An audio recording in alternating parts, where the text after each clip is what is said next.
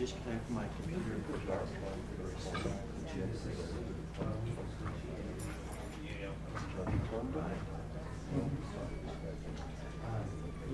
I think that Mark said he's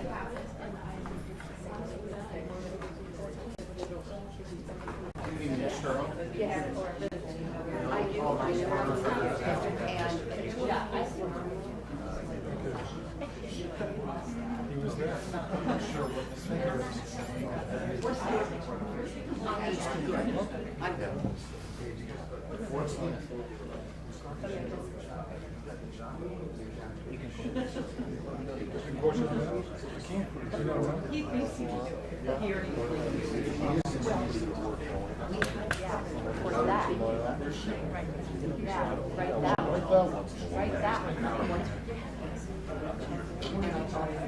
Think about that.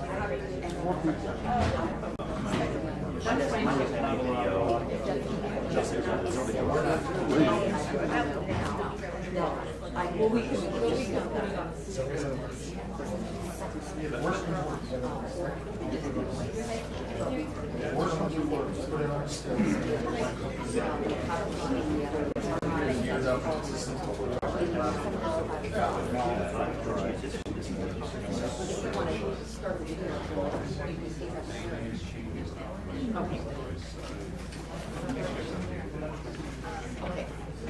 Is it okay if we try the sound? Just he's going to try the sound.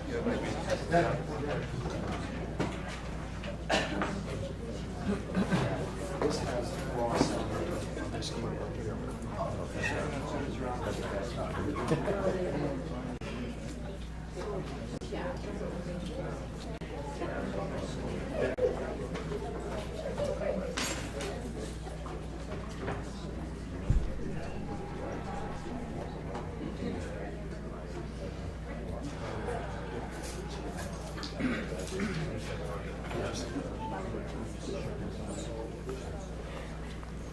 It's right here on the.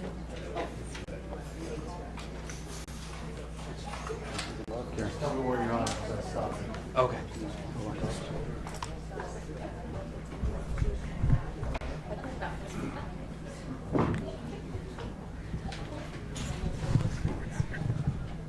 Ready?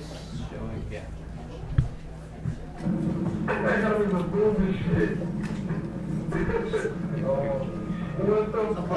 Okay, here's the thing. Did I shut that off or did you? Okay. When I push this, it is supposed to put the sound on.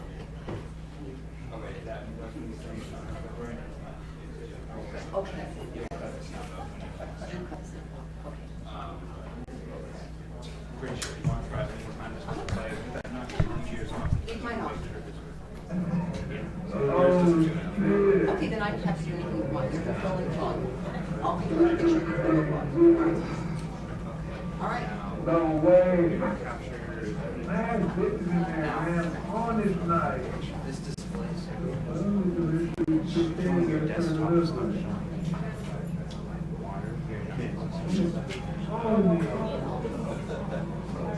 Can we get the video back down? No, the videos, that's what I'm trying to explain. So you're not in mode, you're in can I mess with your computer? Sure, it's an extended. Right, so if you want this to be in there, what are you going to do? See what I'm saying? Yeah, sure. You're right. I want it to be the exact same one. both screens? Yes. I can fix that. It was like the wrong way to do it. Okay.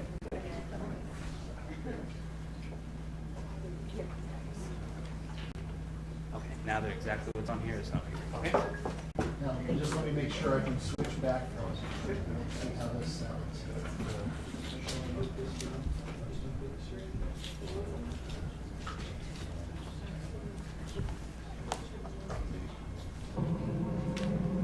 I got a number on him, I don't know what it is. I don't know if it's a dude or a girl though.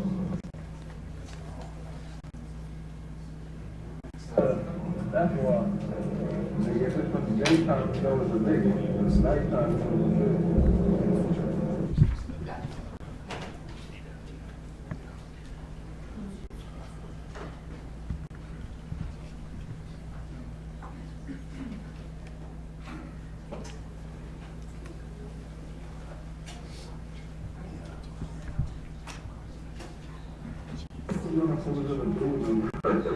You know, I'm not like that's why. If it's from the daytime, you know it's a nigga, it's nighttime, you know it's a dude.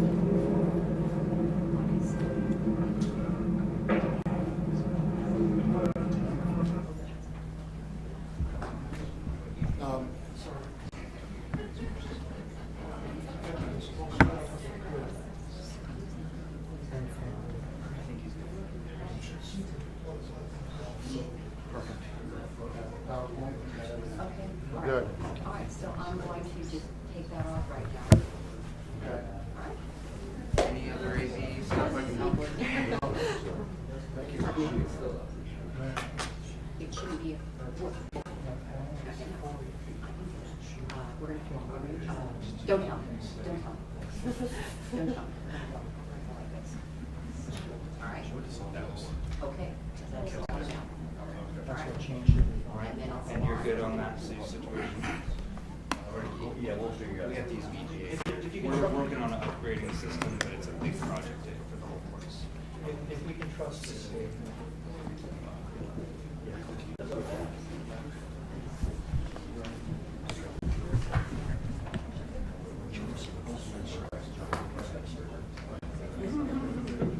One way or the other. Either will, because we can download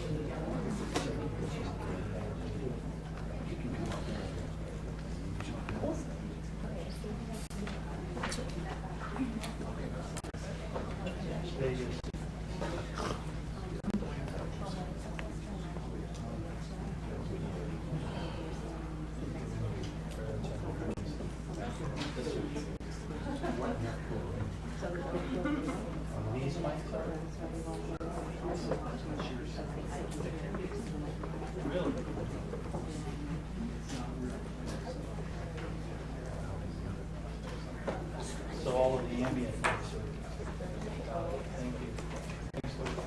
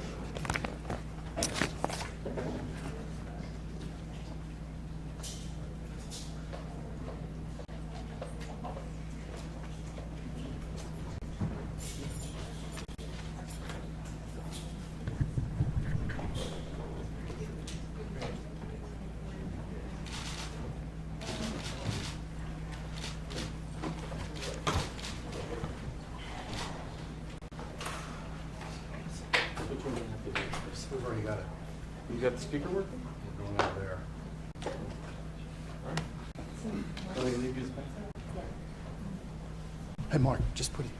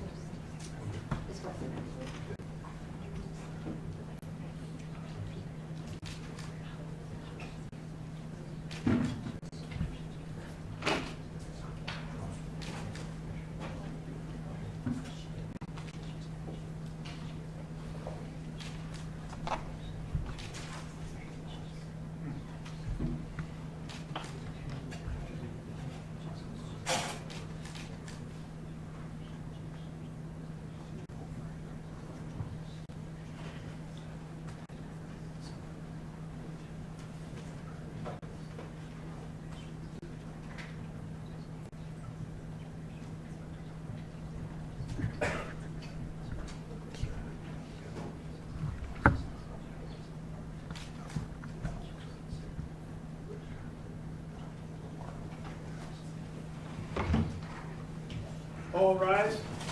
District Court Department 25 is now in session. The Honorable Judge Kathleen Delaney presiding. Thank you, everybody. Please have a seat.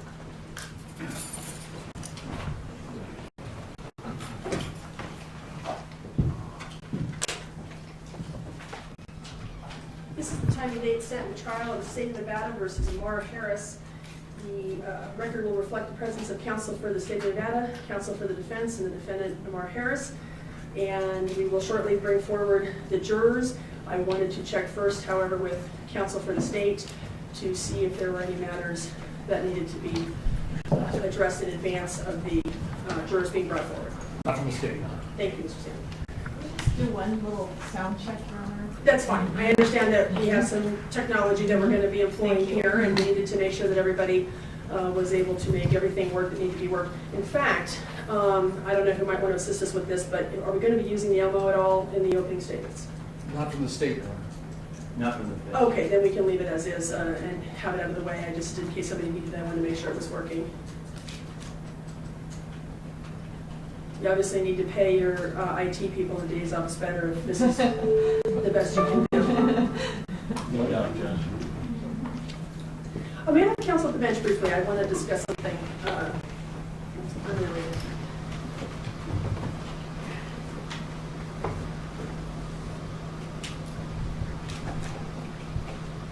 It was a big, it was nighttime movie.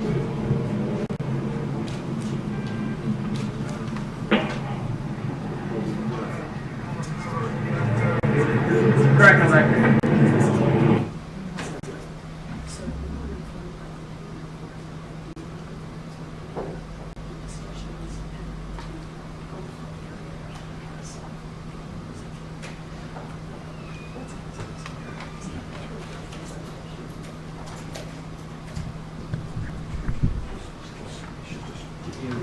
That's what I'm about to inform.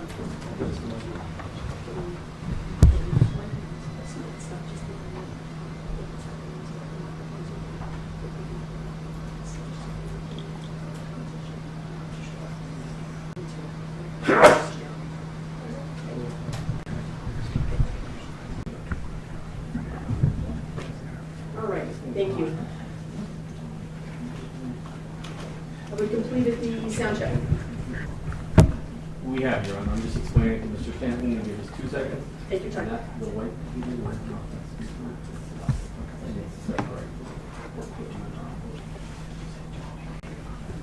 Thank you. All right, thank you. If everything is ready to proceed and we have no matters to address outside the presence of the jury, I will ask at this time for the marshal to bring forward the jurors, and I'll ask everybody to stand for the presence of the jury.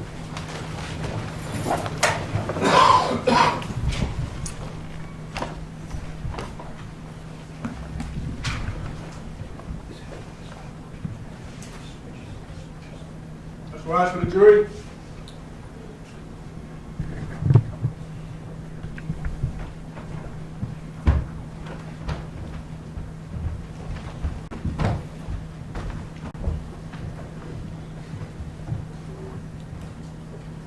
If you'll please keep standing as you reach your seats. Go ahead, I think you have to scoot down a little bit further there. Actually, the jurors, the first seat to the left is open, so everybody needs to come back one this way. There you are.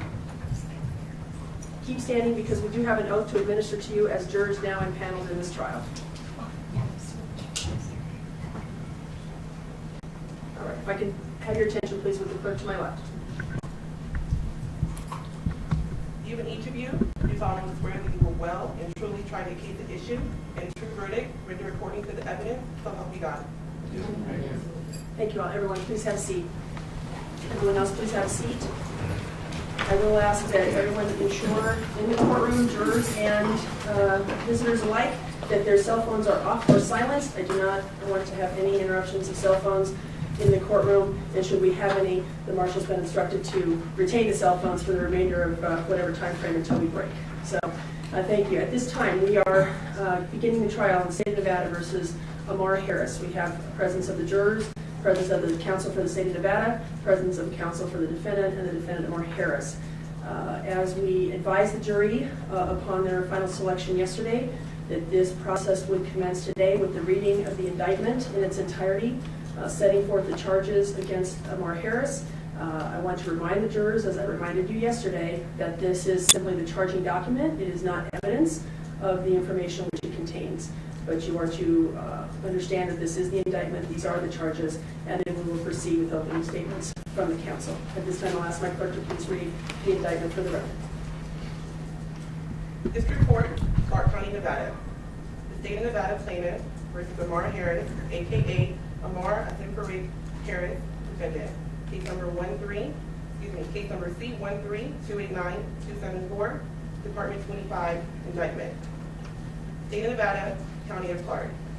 The defendant above named, Ammar Harris, aka Ammar Harris, accused by the Clark County Grand Jury of the crime of murder with use of a deadly weapon, a Category A felony, attempt murder with use of a deadly weapon, Category B felony, discharging firearm at or into structure, vehicle, aircraft, or watercraft, Category B felony, and discharging firearm out of motor vehicle, Category B felony, committed at and within the County of Clark, State of Nevada, on or about the 21st day of February 2013, as follows.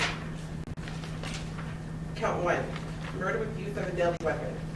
Did then, if they're willfully, feloniously, without authority of law, and with premeditation and deliberation, and with malice aforethought, kill Kenneth Wayne Cherry, a human being, by defendant pursuing the said Kenneth Wayne Cherry, and did shoot into the body of the said Kenneth Wayne Cherry with a deadly weapon, to wit, a firearm. Count 2, murder with use of a deadly weapon. Did then and there willfully, feloniously, without authority of law, and with premeditation and deliberation, and with malice aforethought, kill Michael Golden, a human being, by defendant firing a firearm into a Maserati from the Range Rover defendant was driving, causing the driver of the Maserati to strike a taxi cab occupied, driven by the said Michael Golden, which resulted in the death of the said Michael Golden with a deadly weapon, to wit, a firearm. Count 3, murder with use of a deadly weapon. Did then and there willfully, feloniously, without authority of law, and with premeditation and deliberation, and with malice aforethought, kill Sandra Sutton, a human being, by defendant firing a firearm into a Maserati from the Range Rover defendant was driving, causing the driver of the Maserati to strike a taxi cab occupied, driven by the said Sandra Sutton, which resulted in the death of the said Sandra Sutton with a deadly weapon, to wit, a firearm. Count 4, attempt murder with use of a deadly weapon. Did then and there, without authority of law, and malice aforethought, willfully and feloniously attempt to kill Freddie Walters, a human being, by defendant pursuing the said Freddie Walters, and did shoot into the body of the said Freddie Walters with a deadly weapon, to wit, a firearm. Count 5, discharging firearm at or into structure, vehicle, aircraft, or watercraft. Did then and there willfully, unlawfully, maliciously, and feloniously discharge a firearm at or into a Maserati, said Maserati not having been abandoned, located at Flamingo Road in Las Vegas Boulevard South, Las Vegas, Clark County, Nevada. Count 6, discharging firearm at or into structure, vehicle, aircraft, or watercraft. Did then and there willfully, unlawfully, maliciously, and feloniously discharge a firearm at or into a Maserati, said Maserati not having been abandoned, located at Flamingo Road in Las Vegas Boulevard South, Las Vegas, Clark County, Nevada. Count 7, discharging firearm out of motor vehicle.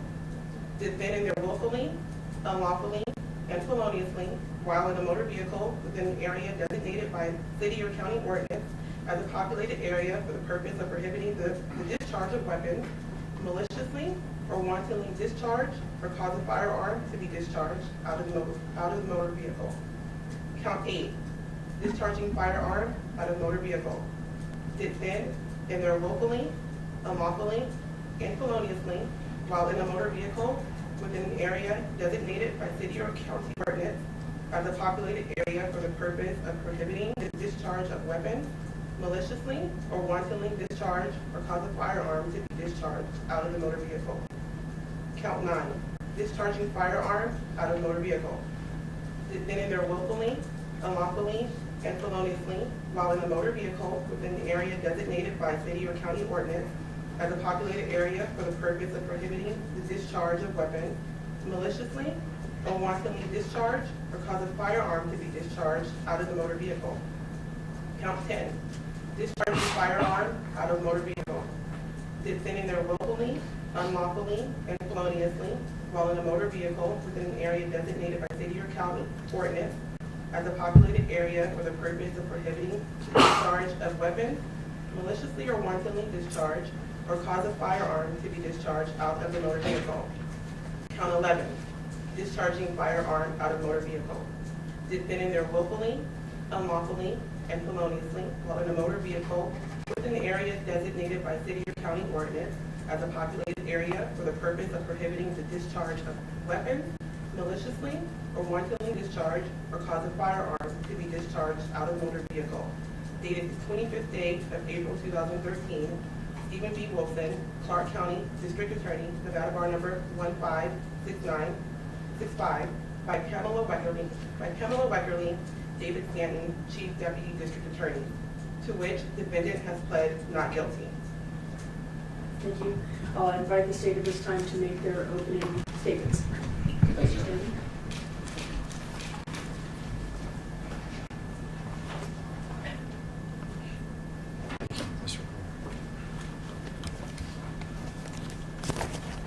I believe the monitor is ready, Mr. Chairman. Thank you. Las Vegas, Nevada.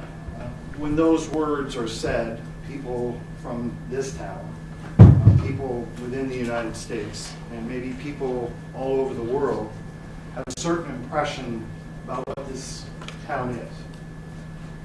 And in February of 2013, in particular on the 20th day of that month, a Wednesday, at 4 o'clock in the morning, what in most towns would be a sleepy time was not here in Las Vegas. Because what was occurring in Las Vegas was one convention called Magic. It is the second largest convention in this city next to the Consumer Electronics Show. And on that Wednesday at 4 o'clock in the morning, there were a lot of people out on the strip for many different reasons. But what you will hear in this trial, and what the evidence will show you, is that there were three innocent people, for different reasons here in this town, from different walks of life, different backgrounds, doing innocent things for work, for pleasure. And what happened on that morning was that they were murdered in a violent, horrific fashion. In this particular case, you will hear overwhelming evidence, and you will actually see it, and you will hear their murders. And the person who murdered those three people is in this courtroom. He has a name, and he has a face. It's that man right there, Ammar Harris.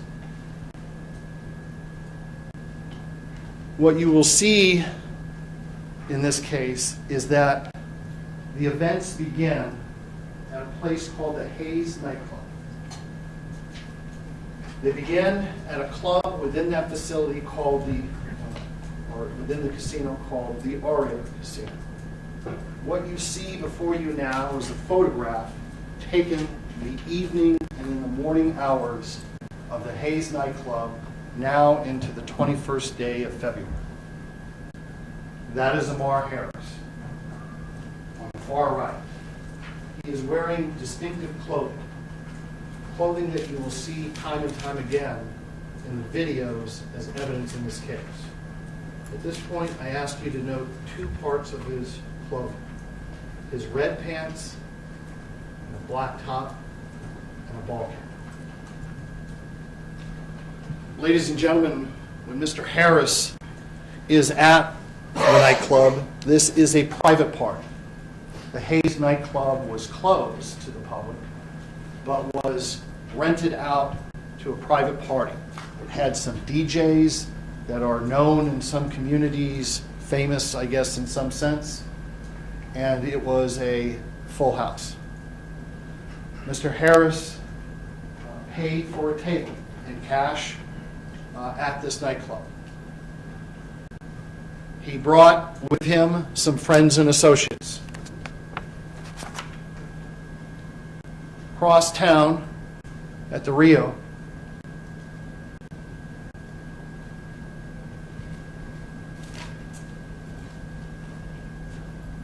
Sandra Sutton was in a taxi cab lot. And while she was waiting for the cab, the video shows that a gentleman in front of her gave up his cab to her. And he gave up the cab that was waiting, and the gentleman behind it is Michael Bolton.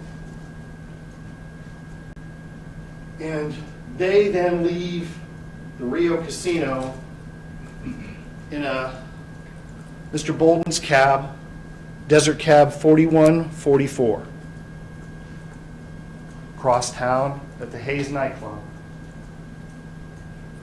The defendant, Ammar Harris, has gotten into a Range Rover, black Range Rover that you're going to see a lot of photographs of.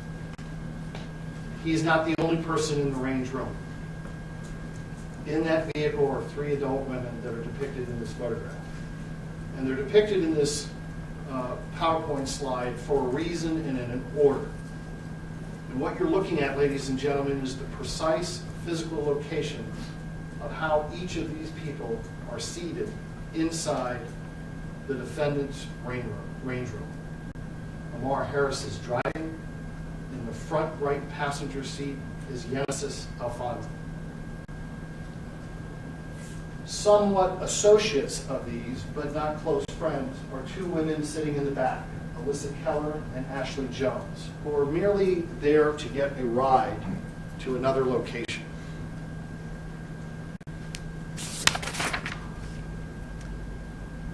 And out of the paths that crossed that night are these 2 young men.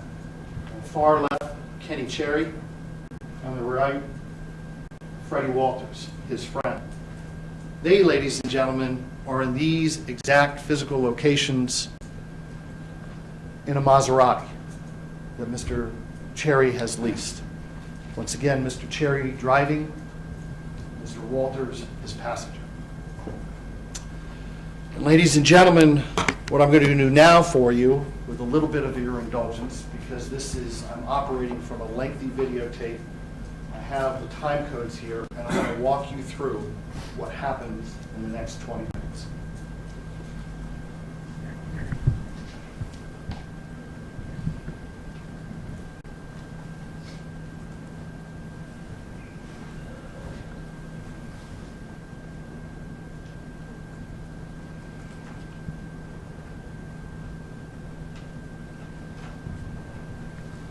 First thing that you're seeing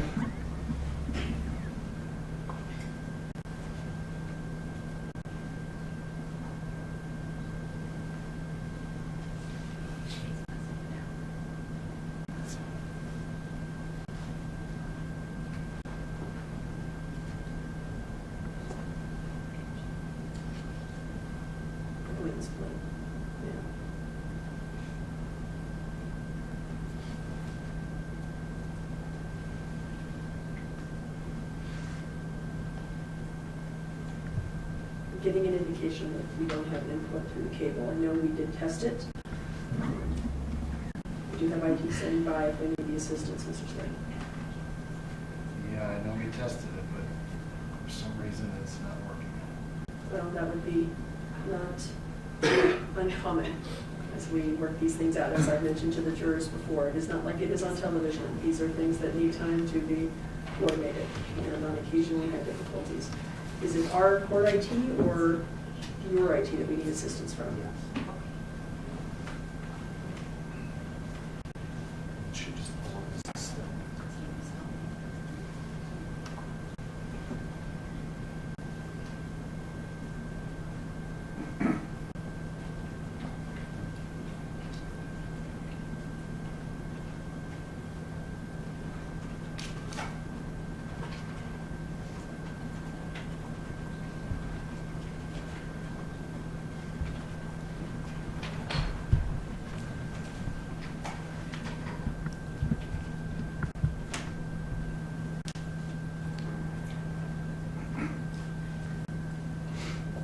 appears to be connected to the table. It doesn't Yes. appear to be playing. So I'm wondering if that is a disconnect with your computer, or I know the IT folks are the ones that ran it from here. it appears to be that the feed is. Do we want to take a break, have the jurors step out a moment while we work it out? We got somebody here. I'm not pleased somebody, but I can hear what's going on in that room.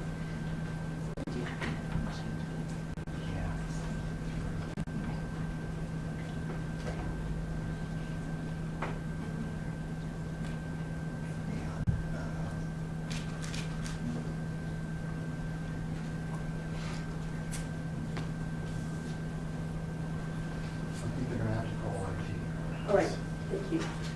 Well, I'll go ahead and ask at this time for the jurors to step out for a brief recess. Please, before you stand and before you leave the court, be reminded that we have an admonishment for the jurors that on each recess, we expect this one to be brief, just in terms of us getting the technology worked out, not to talk or converse among yourselves or with anyone else on any subject connected with this trial, or read, watch, or listen to any report of or commentary on the trial, or any person connected with this trial by any medium of information, including without limitation newspapers, television, radio, or internet, no social media of any kind, or to form or express any opinion on any subject connected with the trial until the case is finally submitted to you. We'll see you back in as soon as we can have it ready. Good, thanks, don't look in the 12.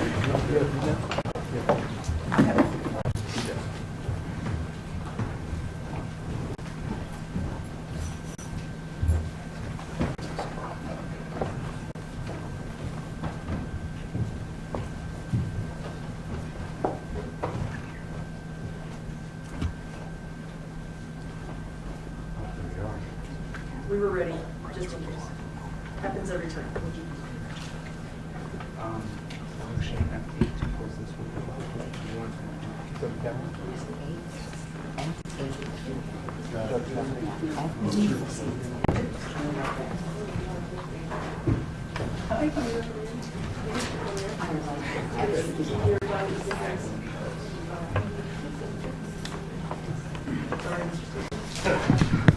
We have not had one trial yet where we have not worked it all out and everything working fine, and then it just happens every time.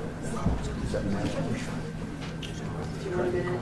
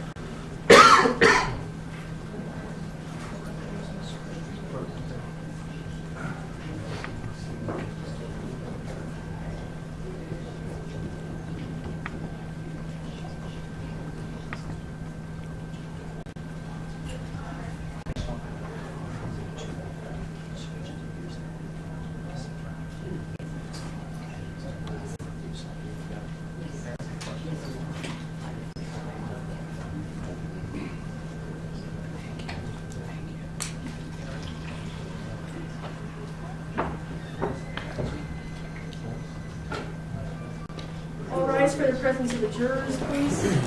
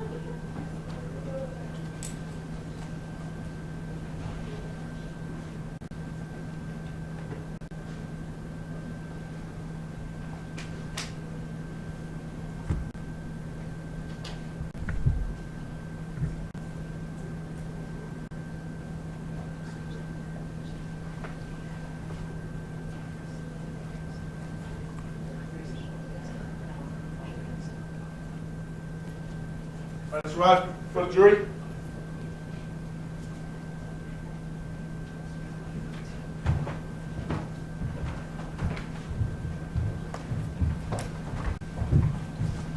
You may take your seats as soon as you reach them.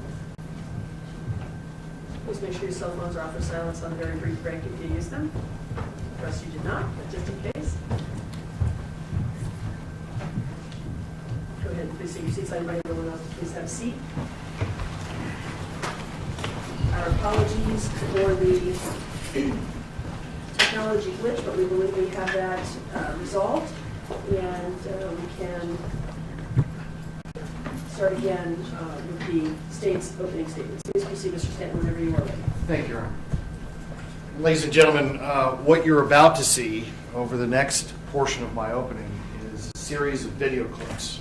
The first video clip you're going to see is at an establishment here in Clark County called the Meridian. The Meridian is where the defendant, along with Genesis Alfonso, lived on the night and morning hours of the 20th of February. And what you will see in this is just a snippet of Miss Alfonso and Mr. Harris as they're dressed entering the elevator at the Meridian. Once again, I ask to direct your attention to how Mr. Harris is dressed, because you will see repeated video of him at the Aria and his clothing, the color, his pants, as well as the cocktail dress that Miss Alfonso is wearing. And they are going to the Hayes nightclub. The timestamp that you see on there is accurate. It's 1:17 in the morning.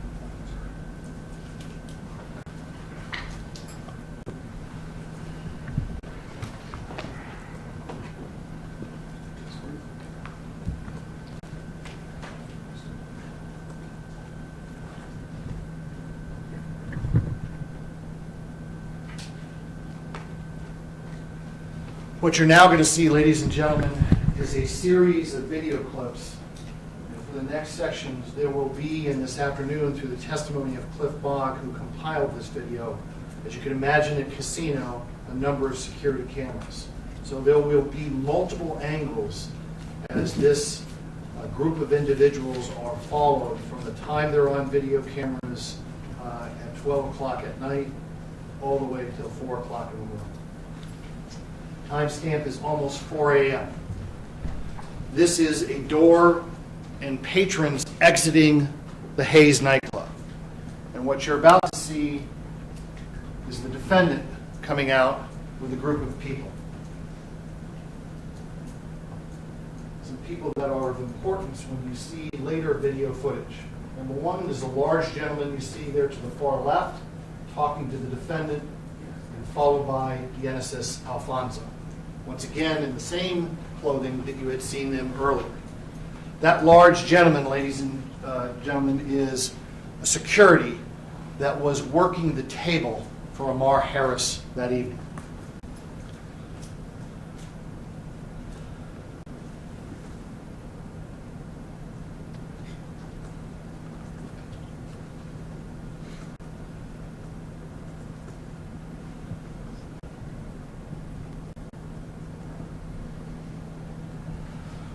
Now what you're going to see is a series of video angles And what you're looking at directly here is the transition from the inside of the Aria Casino out to the valet. The valet would be to the right, and the interior of the casino to the left. Now there are a number of different angles, and what is going to be depicted here is a lot longer than what I'm showing you. But what you're going to see, ladies and gentlemen, is the beginning of this nightmare. And what you will see is, in the center of the screen right there, is Ammar Harris. And he is engaged in a heated argument with the gentleman now walking into the screen, Philip Beasley. Notice how he's dressed. All white with a white baseball cap. Now just watch, because there is no audio, the physical interactions between Mr. Beasley and Mr. Harris. As you can tell, Mr. Beasley is a large man.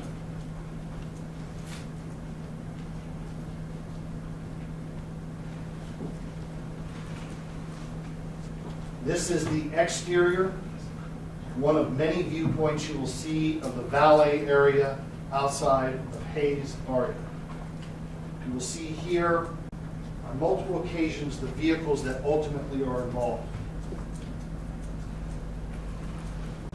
And as you can tell by the screen now, that this altercation is transitioning from the breezeway out into the valet parking lot area.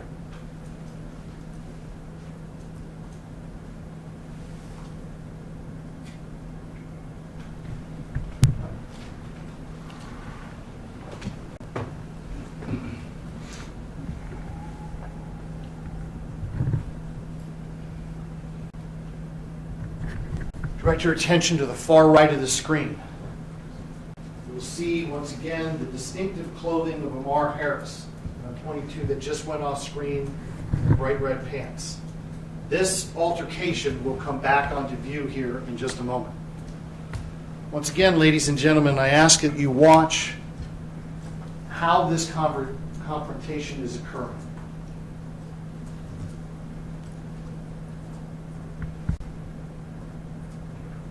See Mr. Beasley, there's Mr. Harris.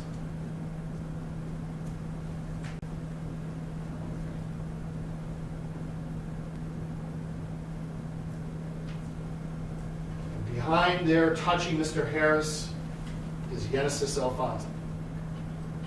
It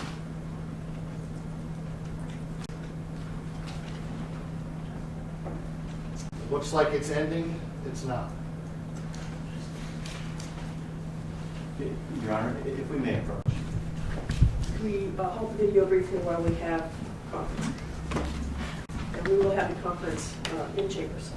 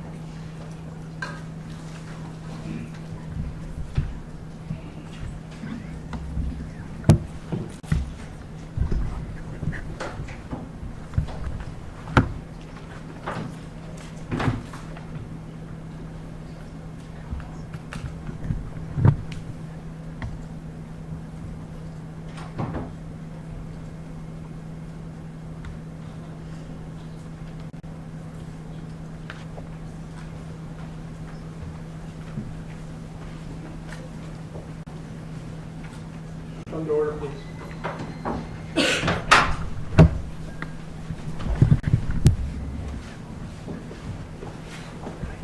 May I proceed, Your Honor? You may proceed, Mr. Stanton. Thank you. Thank you.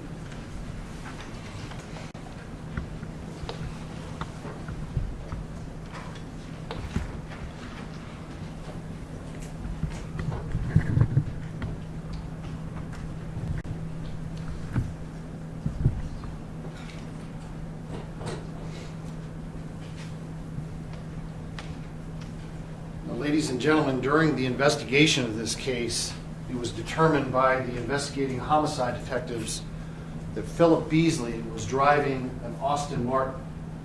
It's a two-door, very low-slung sports car and strikingly similar looking than the Maserati that Mr. Cherry is going to be operating in just a few minutes.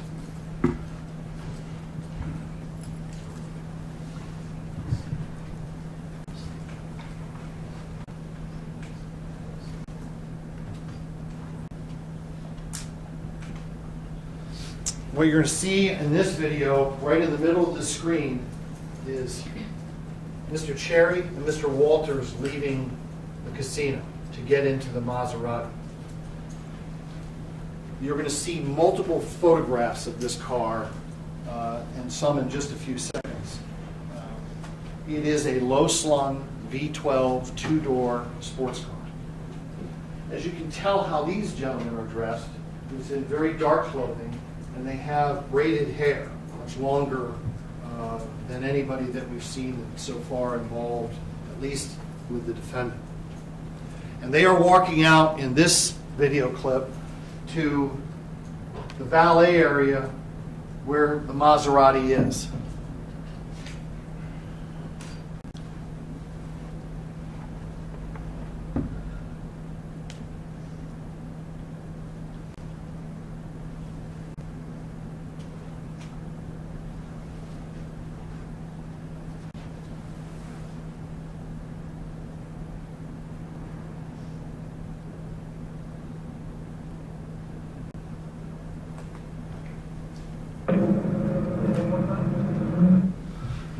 Let me introduce you to Jonathan Gutierrez, cab driver.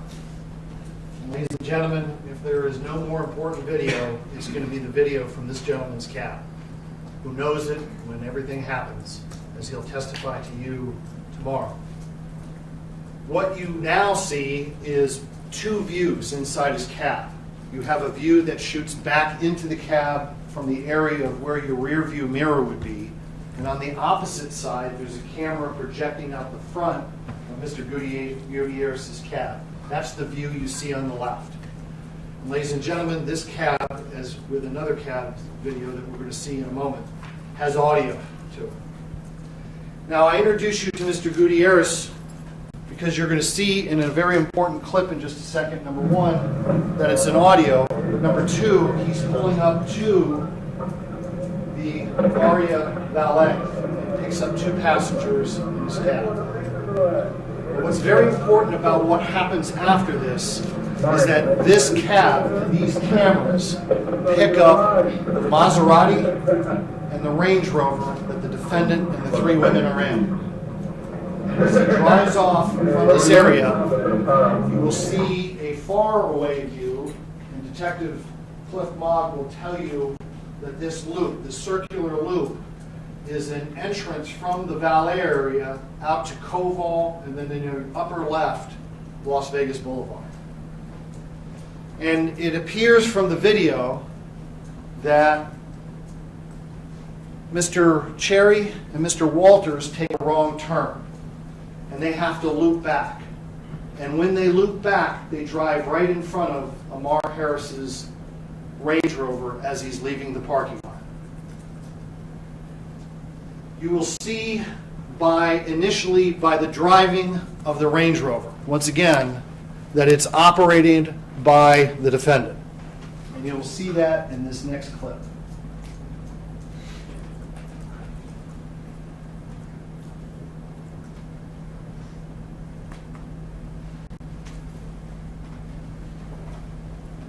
Now what will happen here ladies and gentlemen, is you're going to see this same intersection from about 5 different angles.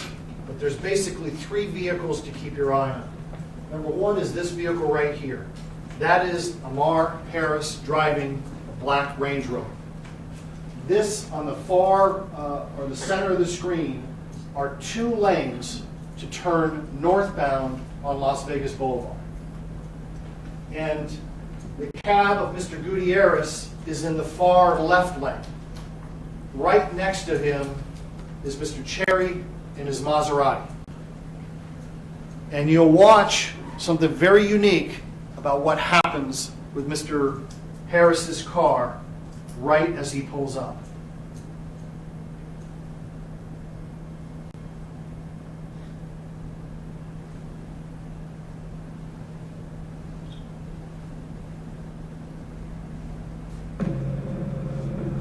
Maserati is just off, window down, and he cuts it off. You'll see it coming from this end.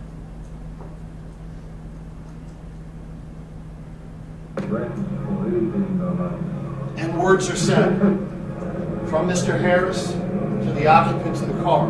Ladies and gentlemen, there's no video depicting any problem with Mr. Cherry, Mr. Walters, and anybody that evening, at any time, in any of this video.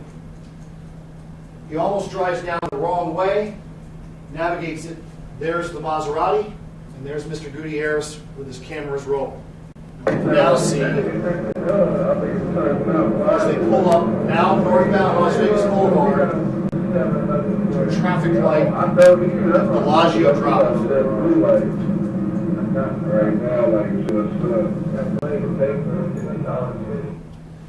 Now, ladies and gentlemen, you're going to see this from several different angles. Notice the time, 4:18 a.m. Mr. Harris now is directly in front of Mr. Gutierrez's cab, and the Maserati is immediately to the right. You will hear testimony from the women inside the car. You will hear testimony that Mr. Harris had asked Genesis Alfonso to get a 9mm handgun out of a hiding place that he had previously obtained while he was in the valet area.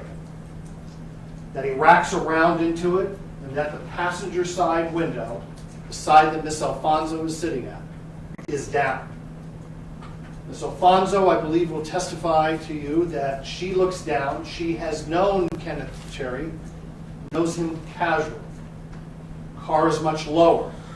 She looks down, recognizes him, and that all 3 girls in the vehicle tell that man right there, you got the wrong guy. This isn't the right car. You'll notice something else when this video is rolling, and I'm just going to give you some facts that are very important because it happens somewhat quickly. But once again, this intersection as it approaches, and then how this vehicle takes off, you're going to see from several different angles. Number 1, the Range Rover's blinker light is on. So when you watch this video, when you see that blinking light, you'll know it's the Range Rover. And obviously the Maserati is lowered. And you will hear what was said between Mr. Harris and the occupants of the Maserati. And to you and I, it may not seem like much. But to certain people, the words that are said and under the circumstances they're said, they meant a lot to that guy. Because in 10 seconds, he's going to murder Mr. Cherry. And you're going to see it, and you're going to hear it.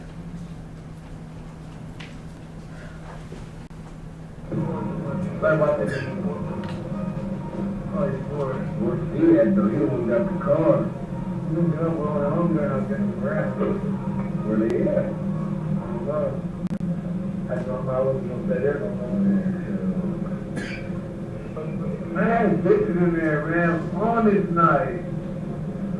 Some nigga should take there and turn it up. Some niggas on it. Got a number on him, I don't know what number it is. I don't know if it's a dude or a girl though.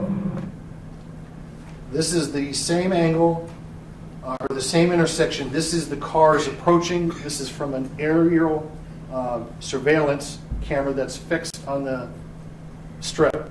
Once again, the Maserati to the right, you can see the blinker operating for Mr. Harris's Range Rover, and the cab behind it is Jonathan Gutierrez and his two I'm gonna passengers. put it in the building. You know, how many times like that's what they get this from the daytime, you know, it's a nigga. It's nighttime, you know, it's Ladies and gentlemen, this is as they approach. The critical area is right on the other side of this intersection. And I'm going to stop the camera when it goes back to Mr. Gutierrez's cab. But this is now just several different angles of how they approach.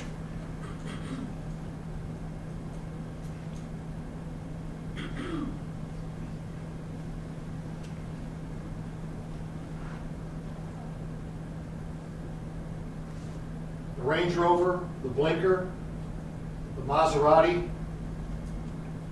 and Mr. Gutierrez's cab.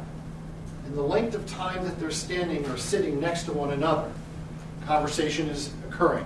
Not much, but enough to inflame the defendant to murder Mr. Cherry.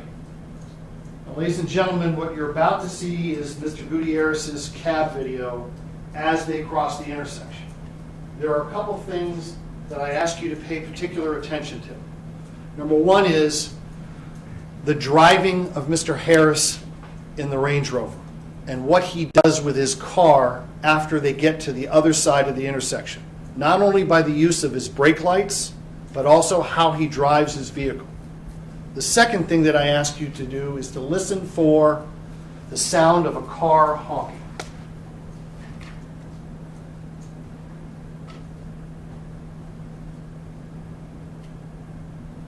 I'm gonna put it in the building.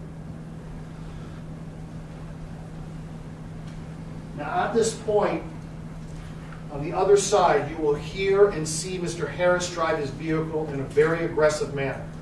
You'll hear a car honk, and then you'll hear one gunshot.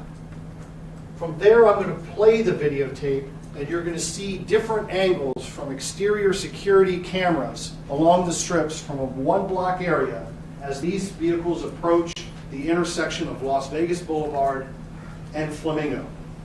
You will hear from Officer Jeff Bangle that that intersection, ladies and gentlemen, is the busiest intersection in the United States. After you hear, and we go back to the Gutierrez video, for that travel down there, you will see and hear two separate events. Number one is after the single gunshot, you will see Mr. Harris's Range Rover take off in a rapid fashion. Notice the position that that vehicle is in for the following block as it relates to the Maserati. That will be critical. And ladies and gentlemen, that first shot that you're about to hear kills Kenneth Cherry. And you'll see that in pictures and by forensic testimony in this case. After that first shot, as that vehicle is traveling down Las Vegas Boulevard, you will hear two more shots in rapid succession, about halfway down the block. And as the vehicle is approaching Flamingo, you will hear from several different angles and from two cabs that have audio, Mr. Gutierrez and a gentleman who is sitting at the intersection that hears what he thinks is firecrackers and starts his camera. Just before the intersection, you will hear three rapid shots and then the collision that kills Mr. Bolden and Miss Sutton. You know, how many times like that's what they get this from the daytime, you know, it's a nigga. It's nighttime, you know,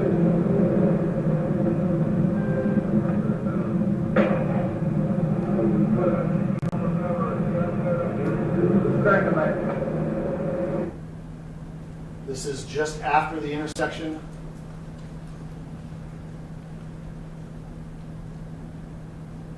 Mr. Harris with his blinker, and the Maserati with Mr. Cherry dying behind the wheel.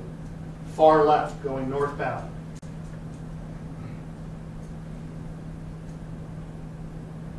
Blinker, Range Rover, Maserati, Mr. Cherry bleeding to death.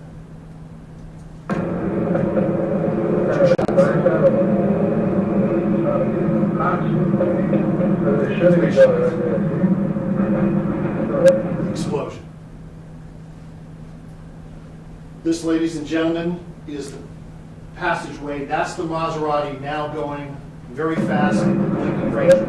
Oh, shit. Oh, fuck. What the fuck? I gotta be some movie shit. Oh, what the fuck? Oh, shit.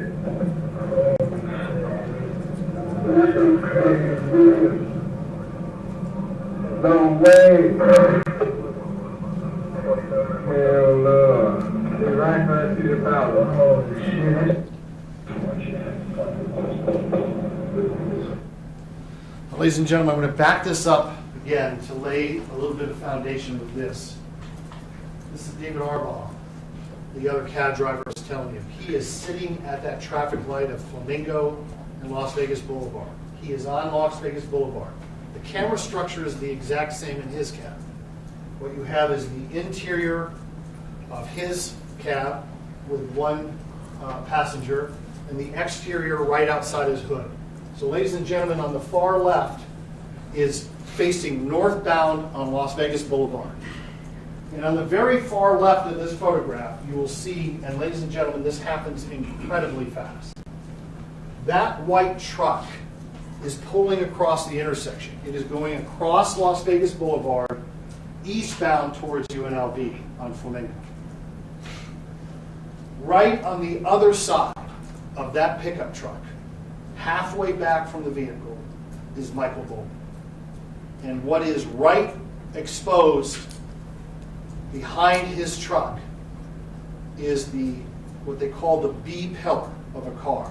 Your front windshield is the A, the pillar between the front window and the passenger window is the B pillar, and the rear window is the C pillar. And you will see, although it's rather dark, it will happen incredibly fast. These lights will illuminate debris that occurs during this collision and how fast the explosion takes place. Once again, I will back this up just briefly because you will hear something just as this video starts. And it's the final 3 gunshots. Movie shit. So as soon as it clicks over, Mr. Arbaugh. Oh, shit.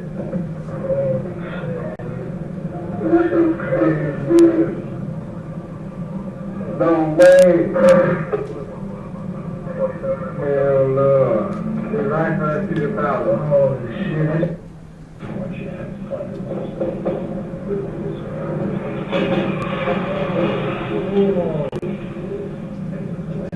There goes the Range Rover, right through the intersection with the blinker still going. Now, ladies and gentlemen, just down the road from this, literally half a block, are 3 taxi cab authority police officers. The gentleman you're seeing here is a gentleman by the name of Blair Ludwig, and inside is the supervisor that will testify in front of you by the name of Chris Sproles. They hear several things. First thing they hear is a series of what they believe are fireworks or gunfire that draws their attention. And if nothing else, ladies and gentlemen, there's no audio here, just watch Officer Ludwig's reaction about what he's hearing first, but then he hears something that draws his attention. And what he's hearing, ladies and gentlemen, is that man speeding at a high rate of speed just north of that intersection after he just killed 3 people, flooring his Range Rover to get out of there. You will see Ludwig's reaction, and you can see somewhat up in this distance some reflections of the explosion, because now they hear gunshots and they hear a loud explosion. And that's the one that kills Mr. Bolden and his son. Mr. Sproles is in his marked uniform, or marked unit there, and begins to pursue what clearly is the vehicle involved. He hears the gunshots, the explosion, and then points. Lights and sirens. And what happens, ladies and gentlemen, is Mr. Sproles pursues, as you will see in 2 film clips here shortly, the Range Rover. He gets a description of it. It's what leads the detectives that are investigating this from homicide, in part to be on the lookout, which was what happened over the next several days in this community. That everybody was looking for a black Range Rover driven by a black male adult. Officer Ludwig and another officer go the wrong way purposely down the road and they are the first law enforcement officers at the intersection, and will describe to you what they saw. Here is Ammar Harris, and here comes, almost hitting this car, is Officer Sproles. Lights and siren, rolling code 3. You will see here now a difference further down the road. Here comes Ammar Harris. Here comes Officer Sproles. He's doing 80 miles an hour and he's losing it. You will hear testimony that Officer Sproles is listening to his radio and he hears Blair Ludwig on the radio. He's keyed his bike. He's now at the scene in the intersection. And unbeknownst to Officer Sproles, Officer Ludwig had approached Mr. Walters, the surviving passenger of the Maserati. And as you will see in a few minutes, Mr. Walters has a gunshot wound to his elbow. And he says, while the mic is keyed, "I've been shot." There are secondary explosions that are occurring on the cab. The tires on the cab are literally exploding in the flames. Officer Sproles, hearing "I've been shot" and pops, believes that his fellow officer is under fire.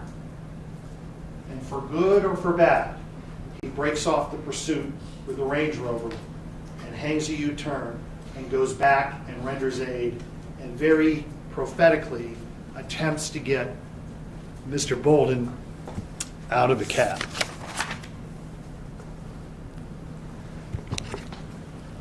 The final video I want to show you is back at the Meridian.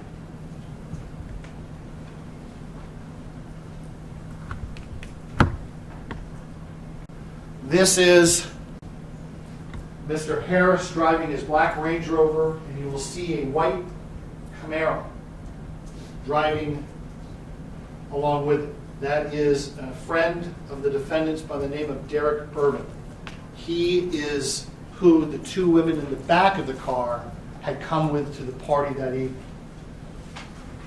There's the white, or that's not the white one. You'll see the 2 vehicles here in just a second. This is the parking garage. There goes Mr. Harris, and there's Derek Irvin. Notice the time, 4:27 a.m. Ladies and gentlemen, the defendant had just murdered 3 people, firing 6 shots at them in a high-speed pursuit down the Las Vegas Boulevard.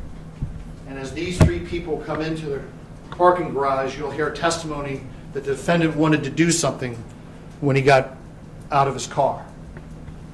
He wanted to go to the Spearmint Rhino.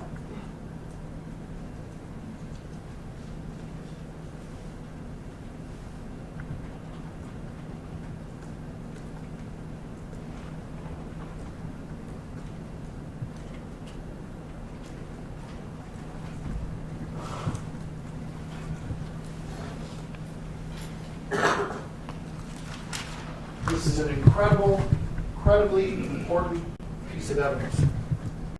Why? Because when looked at by a highly specialized and trained physician, a forensic pathologist, this tells Dr. Timothy Dutra something critical. You are looking at the upper left shoulder of Kenneth Cherry. And what you're looking at is what's called an abraded collar.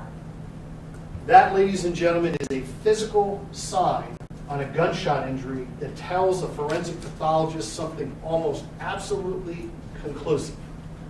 That is an entrance gunshot. That dark collar is literally the friction of the bullet burning the skin as it enters the body.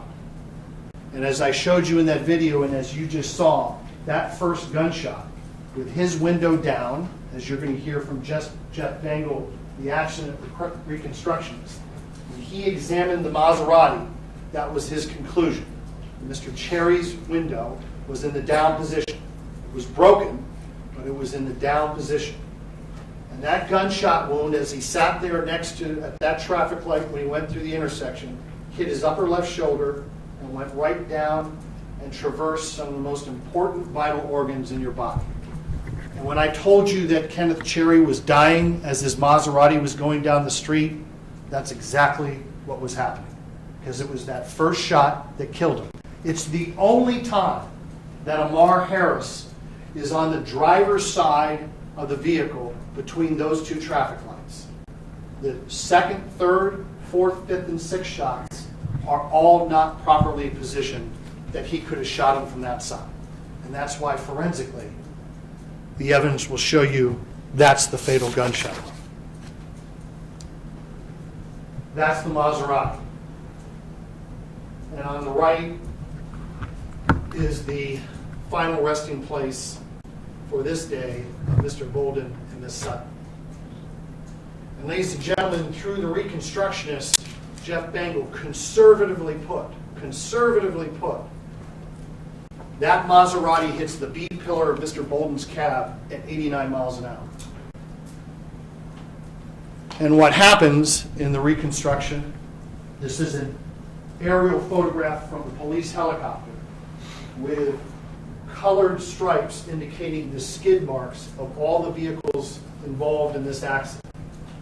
That's the Maserati. That contained two young women, that rental car, and that's the cab.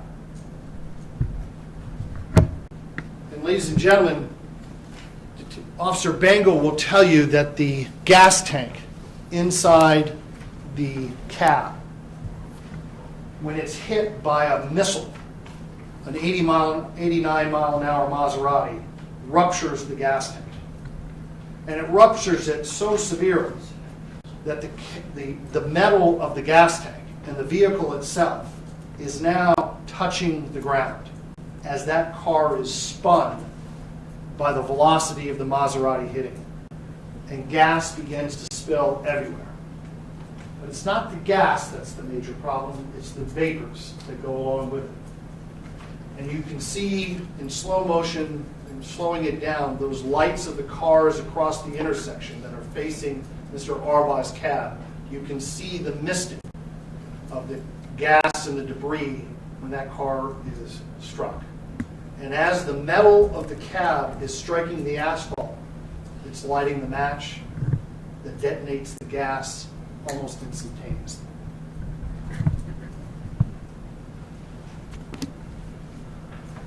You will hear from detectives and crime scene analysts that they processed this scene. And ladies and gentlemen, when you look at this photograph, this is the west to eastbound lane of Flamingo Boulevard. This is the south to northbound travel lanes of Las Vegas Boulevard. Of critical importance was what forensic evidence existed back in the roadway between this intersection and the Bellagio Drive, where you saw the beginning and the first shot fired. Understanding that the police, within the first couple of hours, don't have any of this information. They know that they're looking for a black Range Rover, but for the long hours that they're processing this scene and the evidence that they hear trickling in, they do a protracted search of this whole general area to include walking back several blocks on Las Vegas Boulevard. And they find some interesting evidence. What they find at the scene are two cartridge cases, fired bullets. These, ladies and gentlemen, are from a semi-automatic handgun.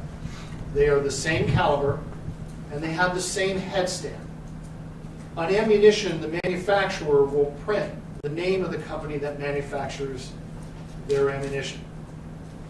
And when a gun is cycled through a semi-automatic handgun, it leaves marks in it. And those marks can be forensically identified and examined. And you will hear testimony that these two shell casings were fired from the same gun. Same caliber, same head stamp.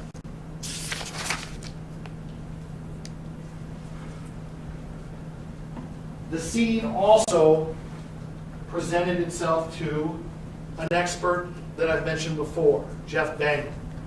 He is from the Fatal Metro Investigation Team for Traffic Accidents. What may look like a maze of things to you and I, to the trained eye of an accident reconstructionist, he will tell you what you're looking at.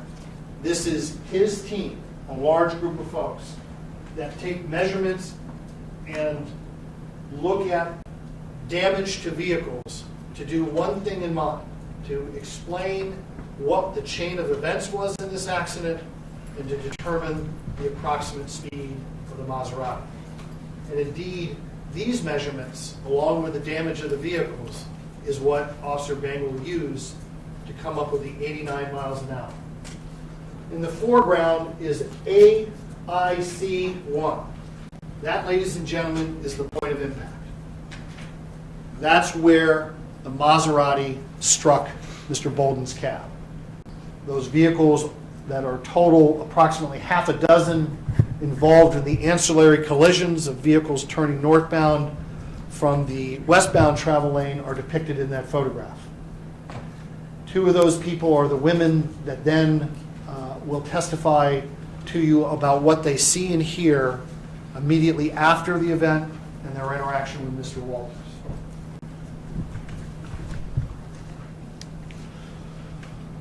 This Maserati, Mr. Cherry's, as you can imagine, is examined. It's examined at two locations. Number one is the scene itself, which is what you see in this photograph. It's also analyzed back at the crime lab in a much more detailed fashion. But what this photograph depicts is what I think is patently obvious of it. It is a gunshot defect in the right rear quarter panel of Mr. Cherry's Maserati. Now, what's inserted in there is a probe by the crime scene analyst, and it's done for a reason. It's done to determine the angle at which the bullet entered that vehicle. And you can see by the depiction there that it is at a severe right rear angle. Once again, ladies and gentlemen, the evidence will show you conclusively that the only opportunity for Ammar Harris to shoot Mr. Cherry in the fashion that he killed him was that just after going through that traffic light and the first gunshot when you see him drive halfway into Mr. Cherry's lane. Mr. Walters is depicted in these two photographs. He's at the hospital, and on the far right is the bullet wound that he was sustained to his arm. It's obvious that he's injured, and you will hear testimony that he is bleeding from those wounds and what his behavior and demeanor was like at the scene. Days later, through a series of investigation, they determined that they've located the Range Rover. Where's the Range Rover? The one that everybody in this town is looking for 24 hours a day for the next several days. It's sitting at the Meridian.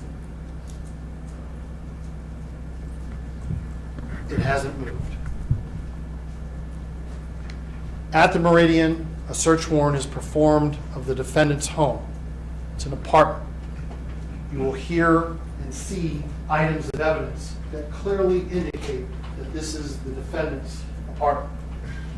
Items belonging to Genesis Alfonso and to the defendant himself. This is a picture of a closet. It has a very important piece of evidence in it located at the base of the closet. It's that. It is an intact, unfired bullet, or as the ballistics experts say, a cartridge, an unfired round. I know what you're thinking. Is it the same caliber? Does it have the same head stamp? The answer is yes.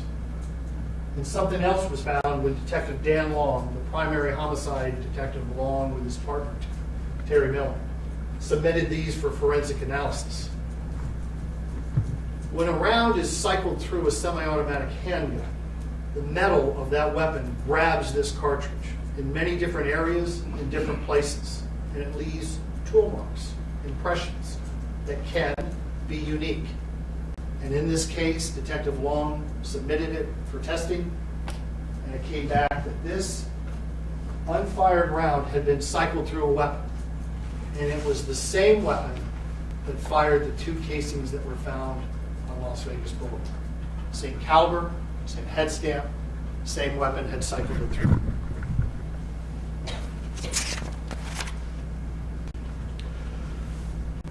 Exact match by both.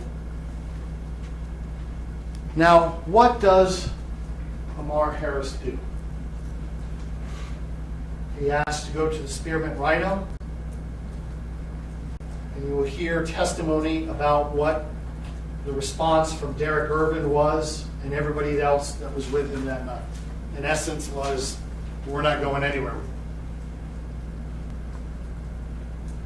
So what does he do? He flees to Los Angeles. But he doesn't go in his Range Rover. He drives in this vehicle, on the far left, a white Cadillac Escalade. And he arrives in Los Angeles with the woman on the right. Her name is Courtney Harper. She was working at the Spearmint Rhino that night and is a friend of the defendants. Genesis Alfonso, Courtney Harper, and the defendant, having seen on the news the explosion in the video and the fact that everybody's looking for a black male and a black Range Rover, gets into a white vehicle and travels to Los Angeles. And on February 28th, approximately 1 week later, the defendant is arrested by a criminal apprehension team by agents of the FBI in Los Angeles in Miss Harper's apartment.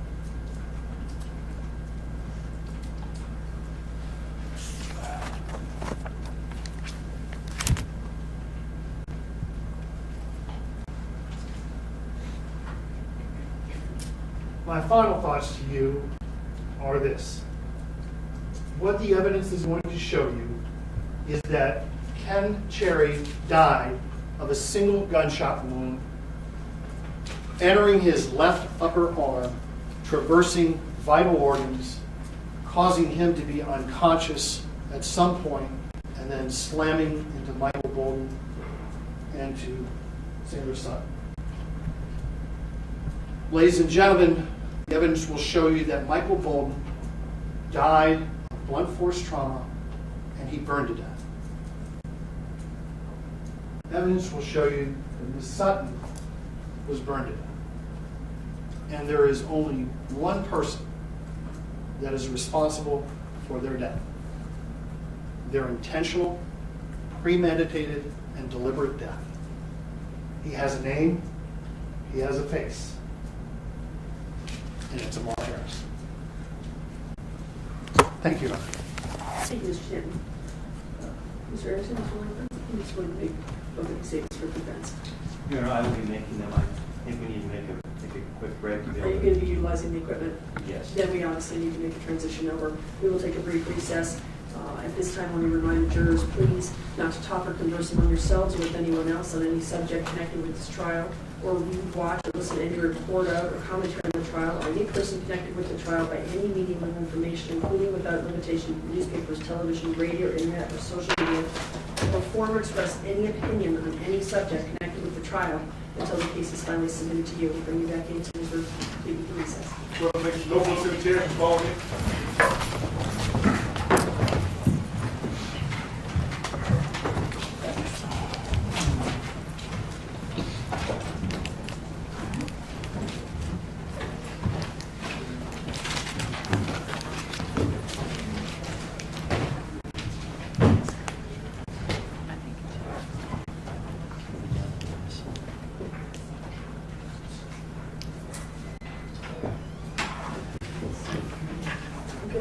anticipated about a 10-minute recess before we start, so you'll have time to switch over the equipment, but also to gather your notes. Okay?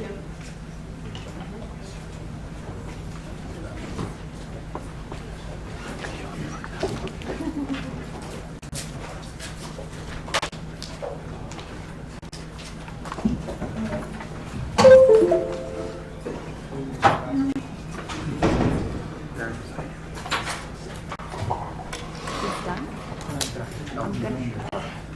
So I'm gonna wait for to get a little bit of what they say. No, he was going in actually, so he's probably gonna be here in 15 minutes.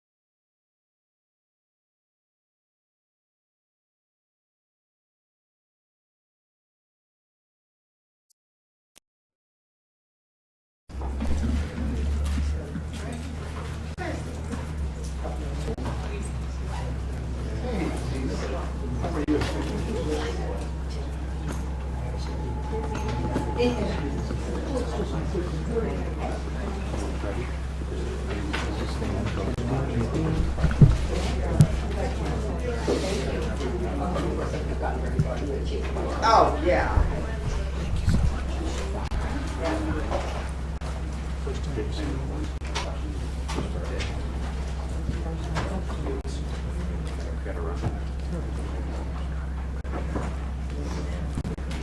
Sure.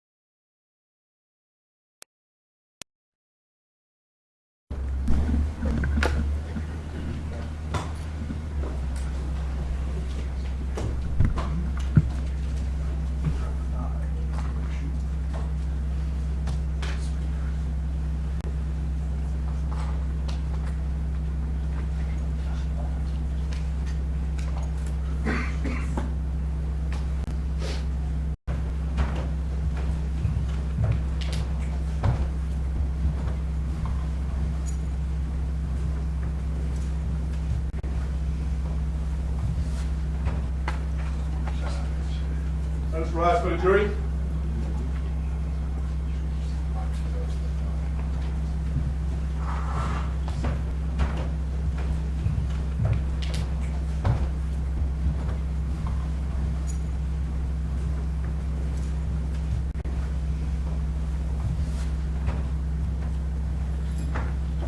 Please take your seats as you reach them. I'll invite everyone else to have a seat as well. If anybody just joined us, please make sure your cell phones are off or silenced. Do we have everything worked out as far as the equipment for you, Mr. Erickson? Your Honor, I believe it's ready to go. All right, thank you. Whenever you are ready to proceed with opening remarks. Thank you.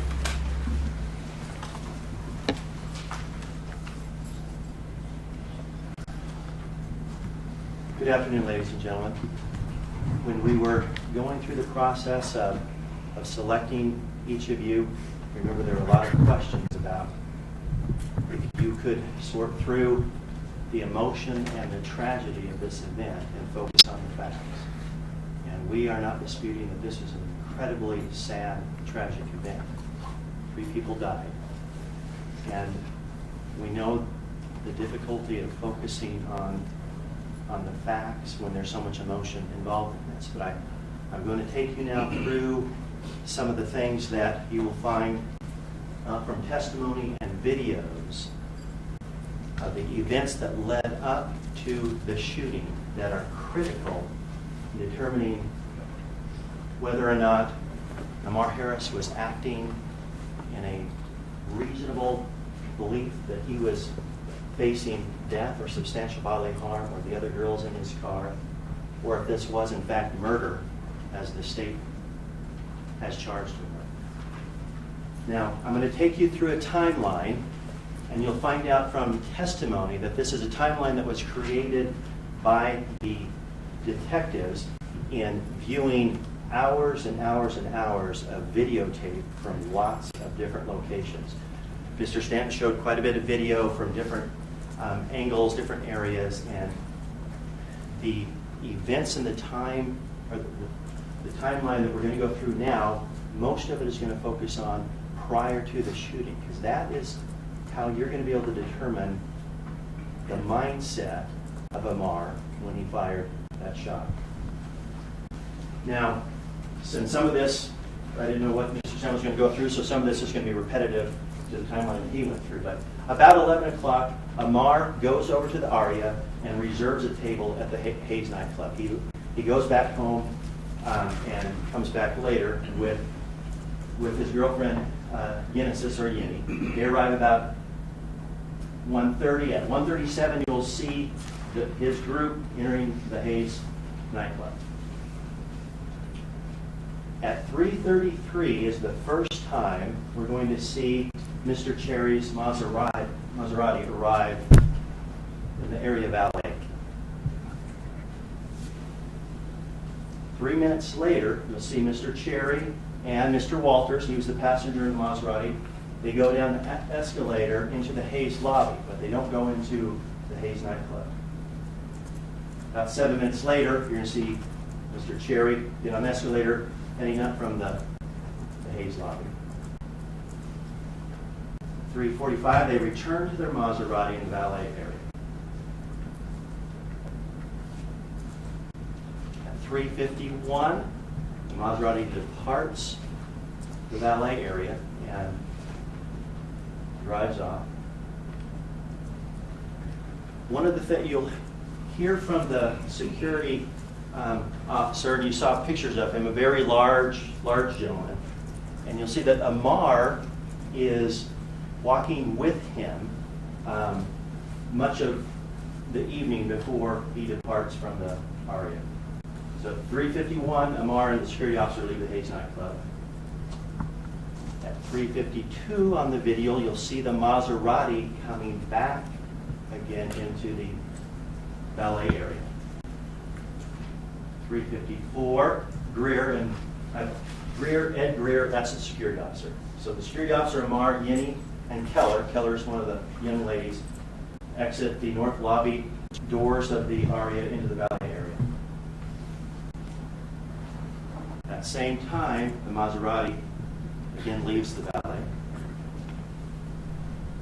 3 minutes later, they come back. Mr. Cherry and Mr. Walters, they get out of the Maserati. Ammar walks past the two of them, and then Cherry and Walters return to the Maserati.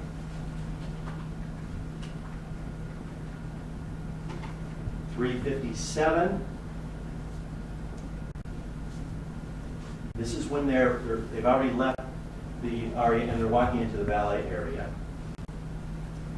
Again, 3:58, the Maserati leaves the valet area. And it comes back a minute later, back to the valet area. That same time, 3:59, there's an altercation between a large black man and another black male.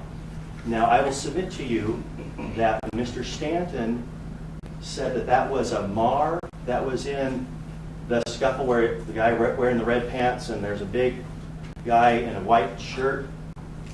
I'll submit to you the evidence will show that that was not Ammar. There was a second young man who was wearing red pants who was actually in that scuffle. That wasn't Ammar. You will hear evidence that Ammar had been in a verbal altercation with an individual shortly after they left the Hayes nightclub. But the big scene where you see them out in the driveway there of the valet, that is not Ammar Harris. 3:59, Mr. Chair, Mr. Walters get out of the Maserati.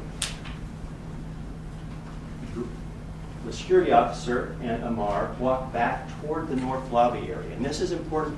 You're going to learn that when Ammar got out to the valet area, he's about to get into his vehicle, he realizes he doesn't have his jacket, and he thinks that he's left his jacket in the nightclub. And he and Mr. Greer head back into the nightclub to look for his jacket. Mr. Cherry follows in and goes into the north lobby doors from the valet area, shortly behind Ammar. 2 minutes later, Mr. Chair and Mr. Walters exit the doors from the aria and wait out in the valet area.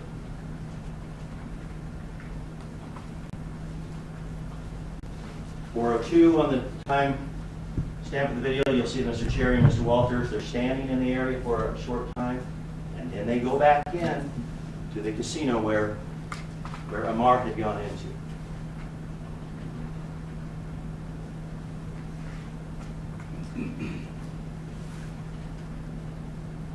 Minutes later, they come back out.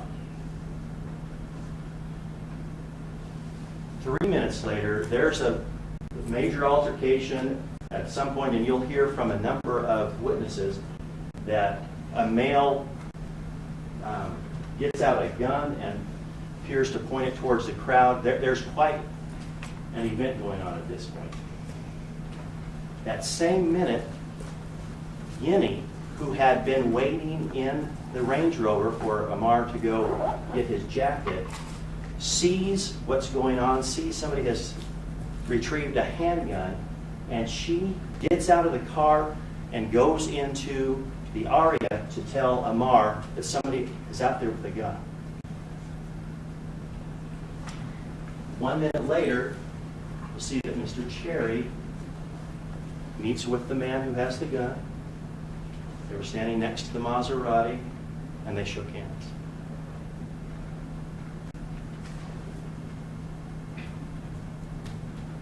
A minute later, Yenny is coming back out from the aria. A minute later, Ammar comes out. Ammar returns to the Range Rover.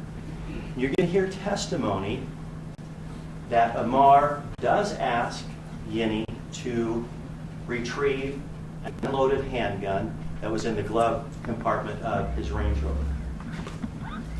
She does that, the handgun, he loads the handgun, and he doesn't take it, he leaves it with her and tells her something to the effect that if somebody starts shooting, don't be afraid to shoot back.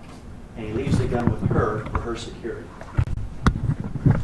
And then you're going to see him walk over, and he's going to be by the Maserati, and there's not audio to this, but you'll see him interacting with individuals there.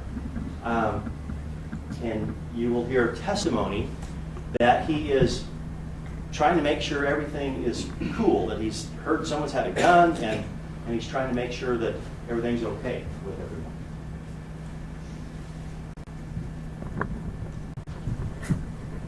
At 4:13, Mr. Cherry and Mr. Walters then leave in the Maserati for the last time. A few minutes later, Ammar goes to the Range Rover and gets into it. And he leaves 1 minute later.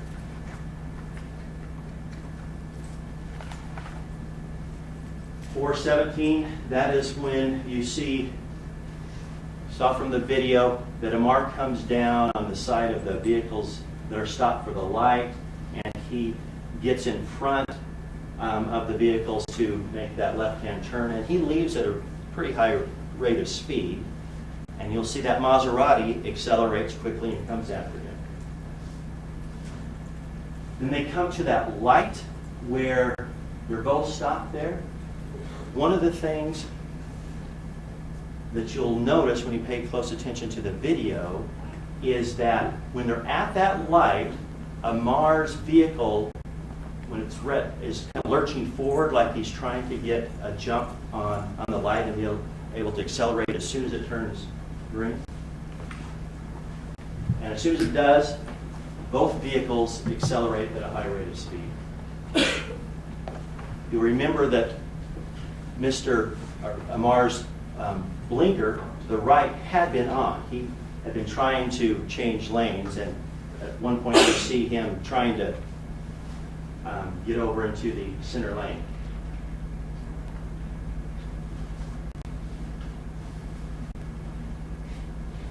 And you'll hear testimony from a number of people that there was a short conversation between Ammar and Mr. Cherry at that light.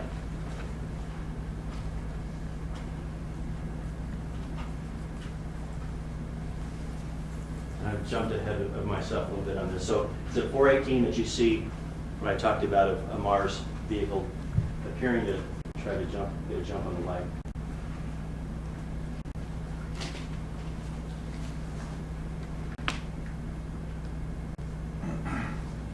And then at 4:19, you do hear one shot. And Ammar continuing at a high rate of speed, what appears to him trying to get out of there. And that's when the Maserati continues to accelerate and comes up and passes his vehicle on the left, on the driver's side of Ammar's vehicle. And you hear some additional shots being fired. And that is where the tragic collision takes place that same minute at the intersection of Flamingo and Las Vegas Boulevard.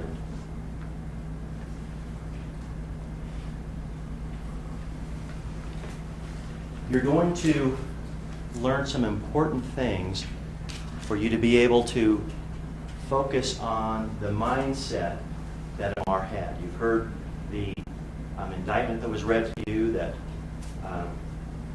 charges of first-degree murder with the elements of intentional and deliberate and felonious acts.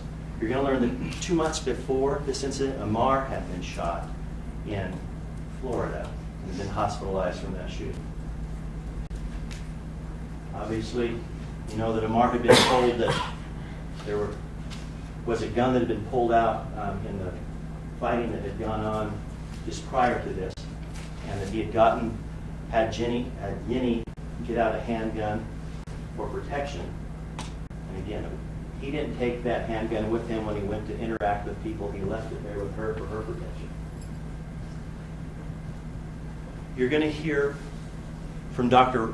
Norton Reutman, who is a psychiatrist, and he is going to testify regarding how the mind and the body reacts under incredibly stressful situations. And that information is going to be critical in analyzing whether or not Ammar had the mental intent to commit murder that night. Ladies and gentlemen, we're just about to get underway bringing in witnesses. We would ask you to carefully analyze the details of each of the witnesses. You'll find that there are some that as defense attorneys we probably won't even ask any questions of them because there's a lot of information in this event that is not in dispute. Much of this was captured on video, and you'll be able to obviously observe that. In closing, this is an incredibly sad tragedy. But after you hear and analyze all of the evidence, you will know that this was not murder. Thank you. Thank you, Mr. Gregson. I'd like to say at this time to call the first witness. See if we can call Detective Cliff Mogg, Your Honor. Detective Brown, please.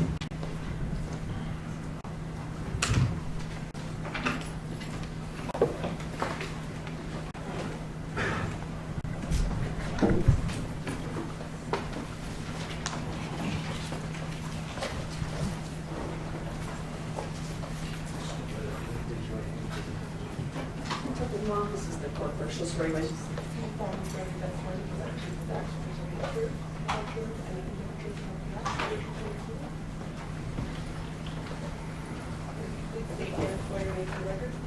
Clifford, C-L-I-F-F-O-R-D, M-O-G-G.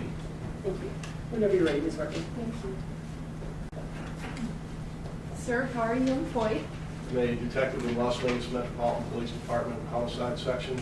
I've been a police officer for over 30 years, been assigned to Metro for over 20, or almost 20 years now, and I've been with the Homicide Section for over 12.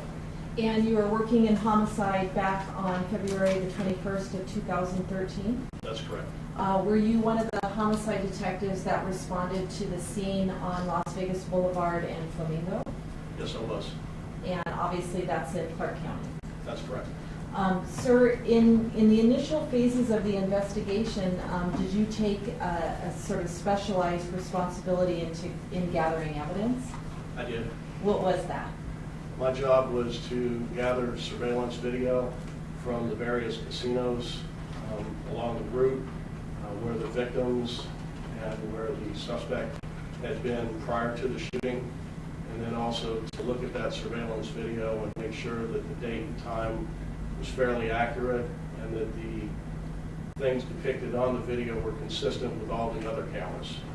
And in doing that, you had to go, I would assume, to a number of different locations to collect all the available video of this incident? I believe there was 12, 13 casinos, the police department, and then a couple cab companies. And was all of that video compiled into a timeline depicting these events? It was. And in terms of the timing that's time-stamped on each of the video images, are those all synchronized, or how would you explain the timing that we see? The timestamp on some of the videos are off by a couple minutes, and that's just to allow for variations in the time of the clock on the various digital recorders from the various casinos, cabs, and the police department. And can you just give us an overview in terms of the events of where we start off on the video and sort of where the video ends up? The surveillance video starts out at about 10:51 p.m. on the night of the 20th, and it picks up initially at the North Valet of the Aria Casino, and then the video ends on the 21st, somewhere around 4:30 in the morning at the Meridian condominiums. And you personally have reviewed this video and ensured that the locations and what's depicted on the video is a fair and accurate depiction of what occurred that night? I have. Your Honor, this is State's Exhibit 208A, which I'd like to play for the jury. I believe the defense doesn't have an objection to this item of evidence. That's correct, Your Honor. This item, Exhibit 208A, will be admitted into the charge. Thank you. And I'm gonna just ask you, Detective Mogg, can you just orient us first where this video is starting off? This is the North Valet of the Aria Casino in the City Center Casino Complex on Las Vegas Boulevard in Harmon. And as we're looking at the valet, can you sort of give the ladies and gentlemen of the jury a preview of where they should be looking on the screen for the events that we're concerned with? You see that dark colored SUV more or less in the center of the screen. You'll see a white Chevy Camaro with a black convertible top pull up in that area, and then you'll see two people get out. One of those people is Mr. Urban, the other one is Mr. Harris. Once they get out of the vehicle, you'll see them walk down toward the bottom of the screen, which is the north entrance into the Aria Casino. And this is about 11 o'clock on the 20th. That's correct, 10:53 p.m.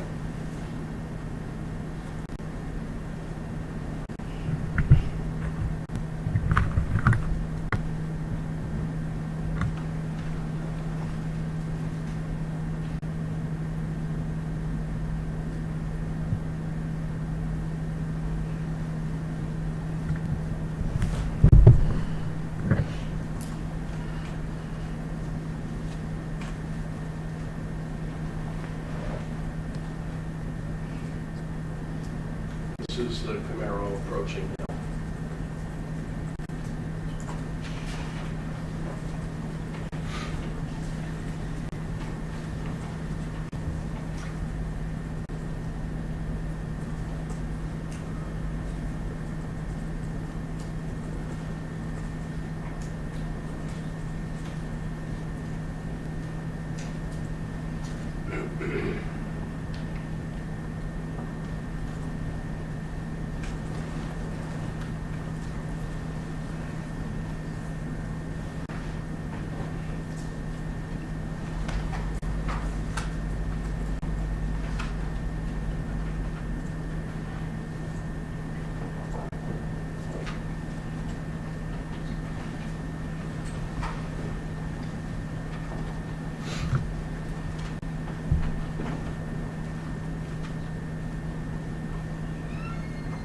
And the two individuals we see crossing toward the screen are Mr. Harris and Derek Urban.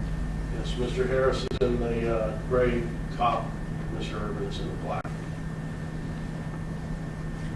And this is just another view of that valet area at Aria. That's correct. At this point, they'll enter the north valet doors.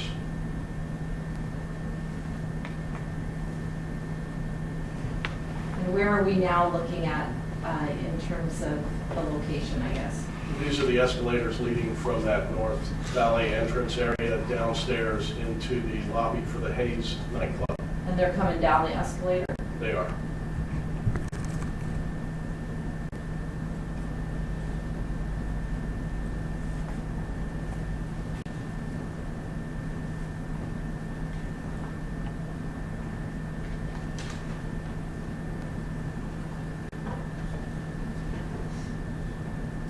At this point, they're waiting in line to go into the Hayes nightclub.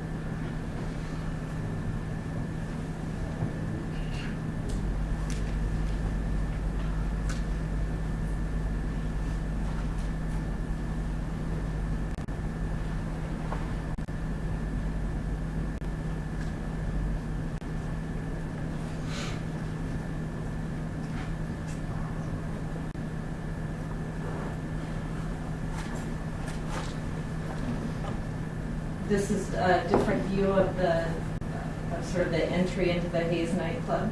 That's correct. This is basically a camera near the escalators oriented toward the entrance to the nightclub. And this particular exhibit states 208A. Does it switch camera angles depicting sort of the same time or the same event? It does.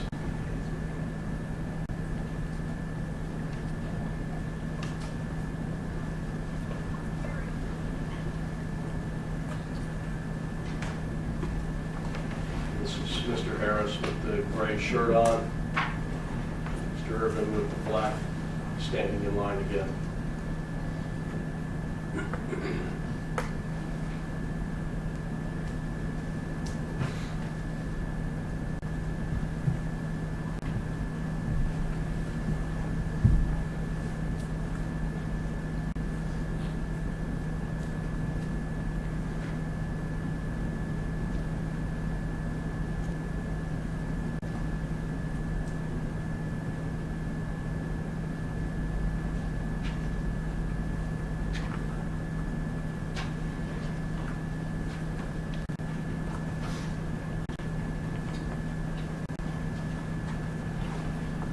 Stand in line here for a little while before they're taken back behind the counter and into the Hayes nightclub area.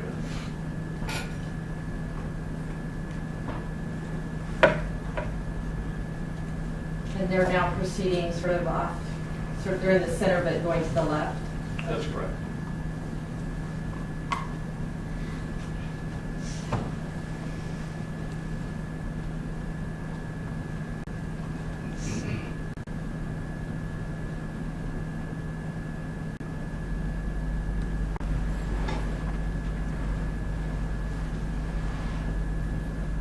Now you see him on the, what would be your left side of that pillar, standing in front of it. You're the guy with the white shirt. And at this point, it's about 11:15. That's correct.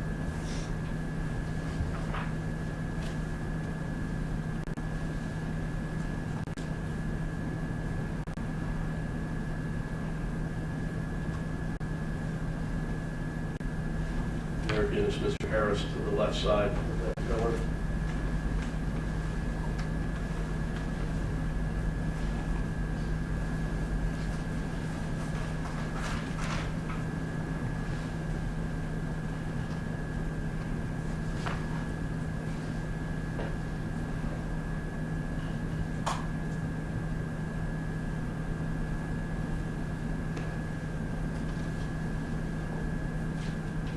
He just walked out of view. That's correct. And that's Mr. Urban just walking out of view now also. And now we're back at the breezeway to the valet. That's correct. These are the north valet doors from inside the casino out to the valet area.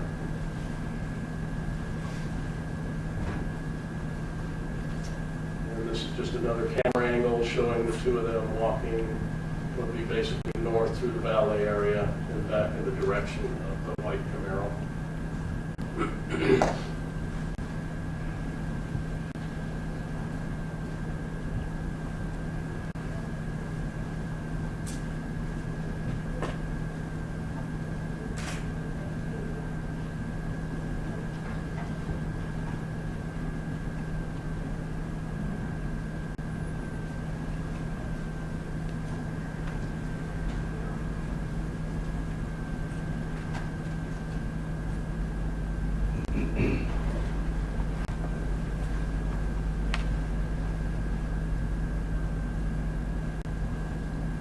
It's a little difficult to make out on the screen, but Mr. Harris is standing by the passenger side of the Camaro.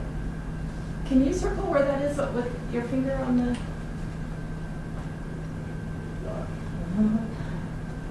That side? It may be that the color's not really the same. It's in the ground.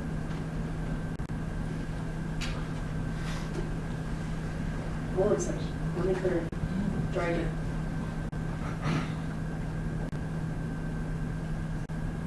You're probably too far to the left side. Sometimes there's a cue underneath that you can't see. May I ask the witness to just point? You may.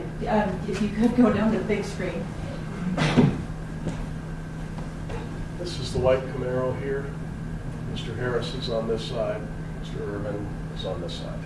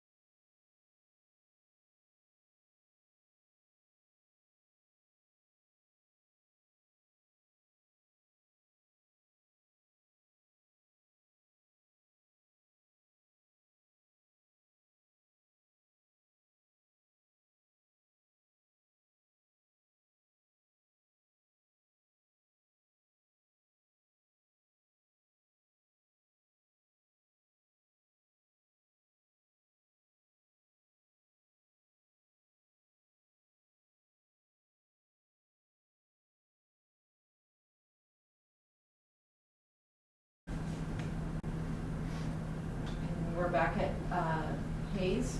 That's correct. This is 1:35 in the morning. At this point, they all wait down here for admittance into the Hayes nightclub. And Mr. Harris is in the center of the screen. That's correct. So it's Mr. Harris up front with the baseball hat on, the three ladies, and then Mr. Irvin with the baseball hat and the jacket with the design on the back.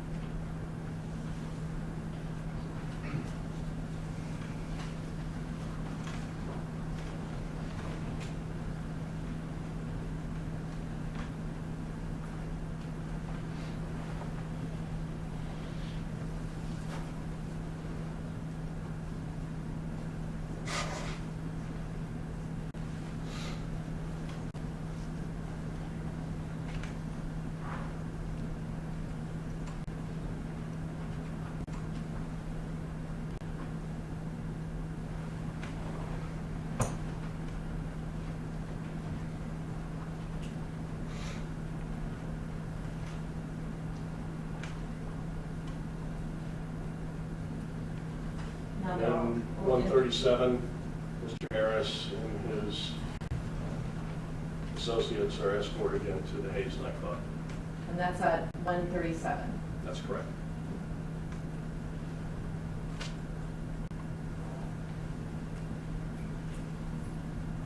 Now we're back at the valet at the Aria. That's correct. This is the North Valley entrance. It's 3:33 in the morning now, and this Maserati is being driven by Mr. Cherry, and then Mr. Walters is his passenger.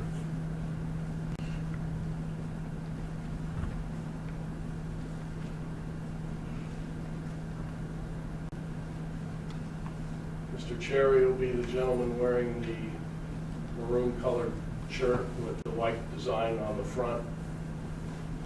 And then Mr. Walters has the baseball hat on and a black jacket. And they're coming into the Aria from the valet area. That's correct, through the north entrance.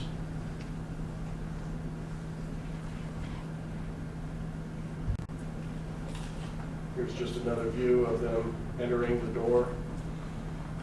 Mr. Cherry is the first one in. Mr. Walters was the second.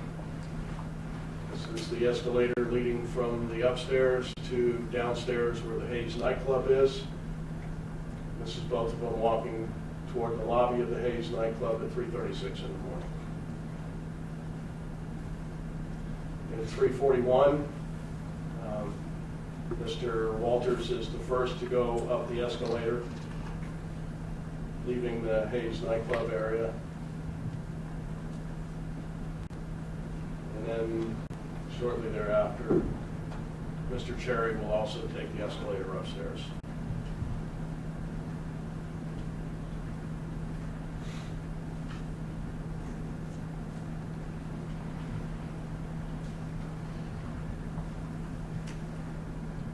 This is Mr. Cherry going upstairs at 3:43. And he just stepped onto the escalator. That's correct.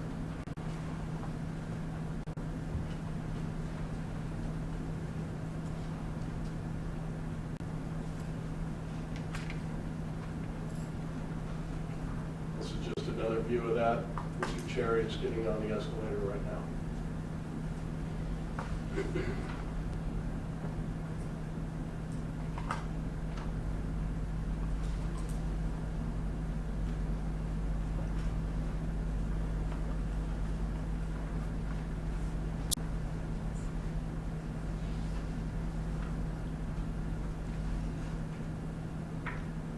We're back at the valet. That's correct. North Valet of the Aria nightclub. At 3:45 in the morning, you see Mr. Cherry going to the driver's side of the Maserati, and Mr. Walters is at the passenger side.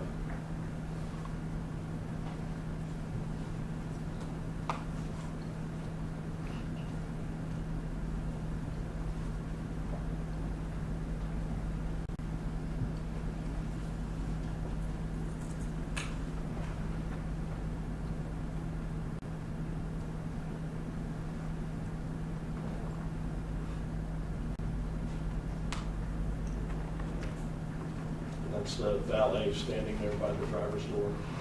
And then Mr. Cherry and Mr. Walters just both got in the car. That's correct. And the vehicle's turning on now. They'll pull out of that parking space, eventually leave the valet area, and then return a short time later. Did they go on that circular loop that you described as you leave the Aria Valet? They go out onto it, and then they return.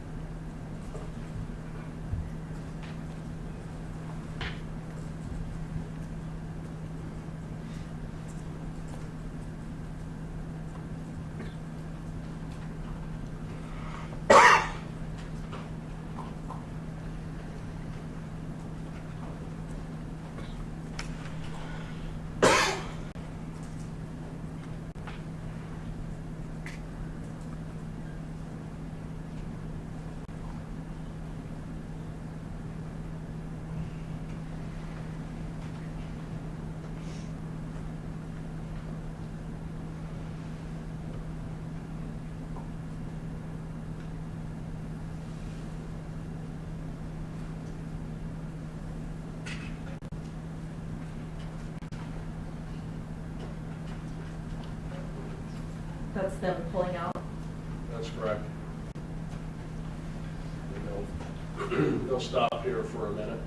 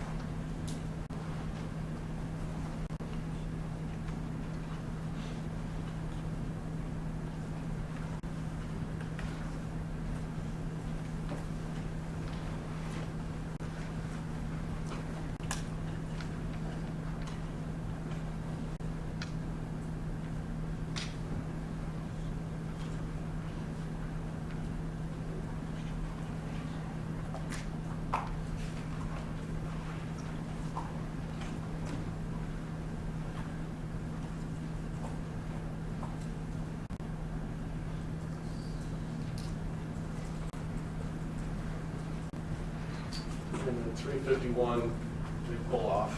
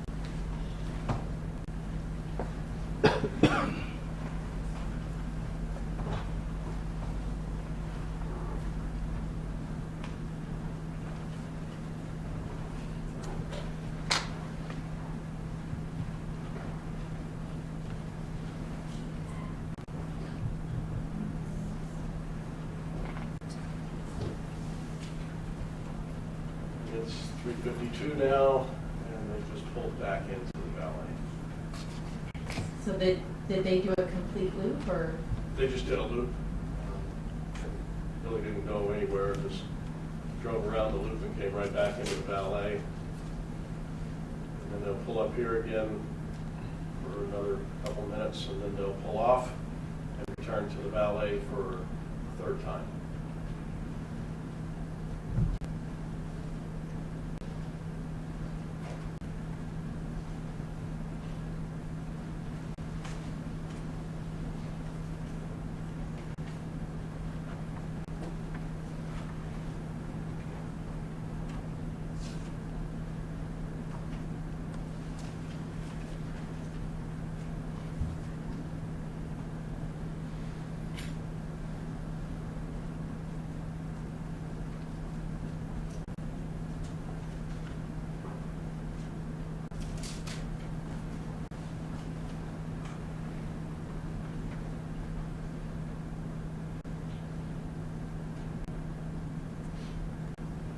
It's 354 now, and they just pulled out of the valet again.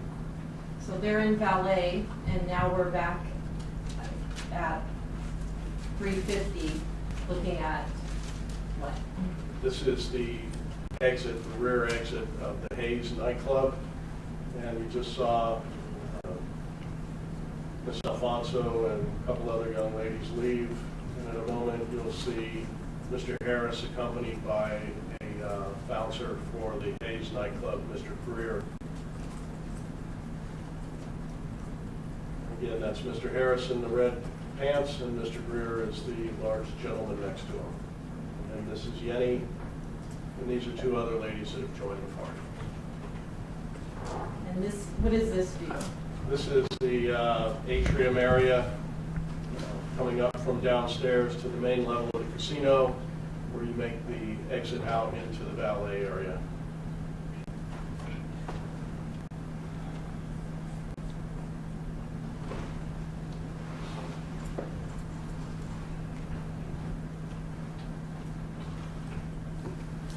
And can you see the defendant or anyone in his group in this view? You can. Miss Alfonso just walked over here.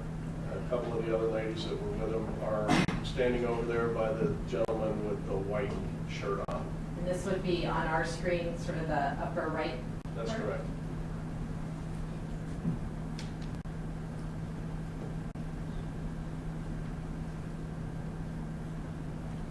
There's sort of a group there. That's correct.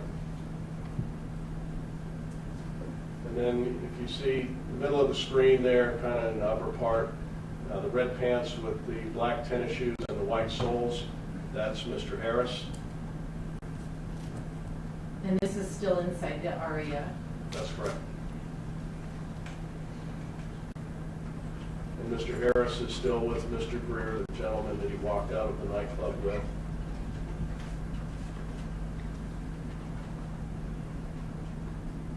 Standing next to Mr. Harris is one of the African-American females that walked out behind him.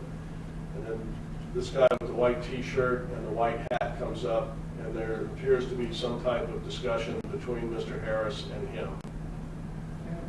And the guy in the white hat is now walking away. That's correct.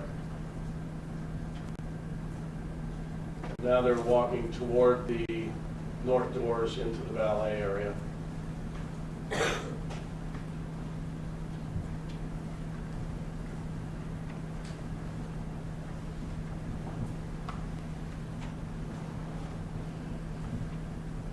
Back at the valet. That's correct. Looking down at the doors leading into the north valet.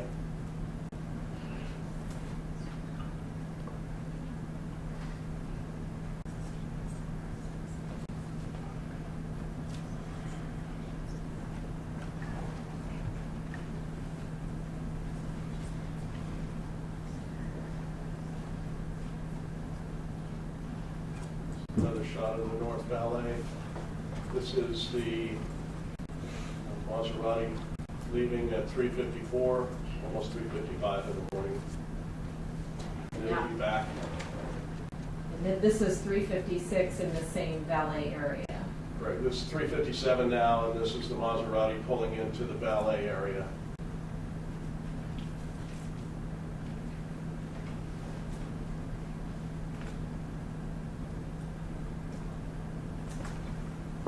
This person with the red pants walking up to the Maserati is not Mr. Harris.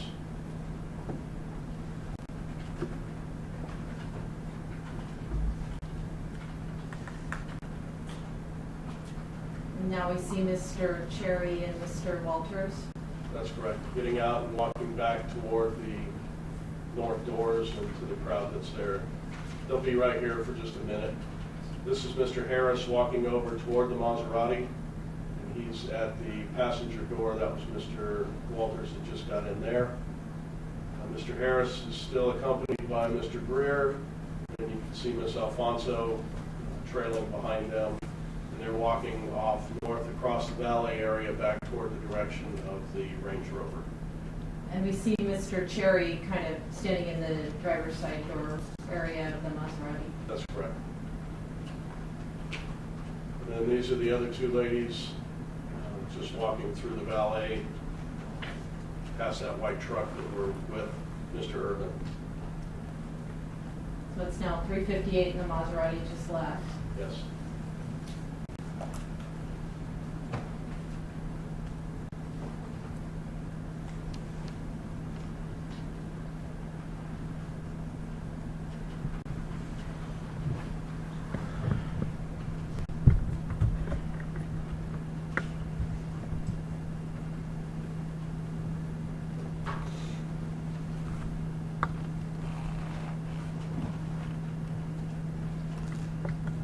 View showing that loop area on the north side of the valet.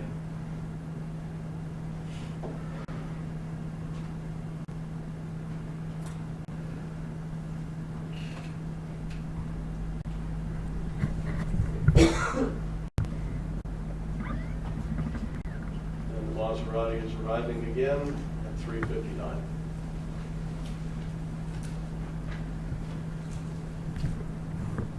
Mr. Cherry that just walked around the back of the Maserati.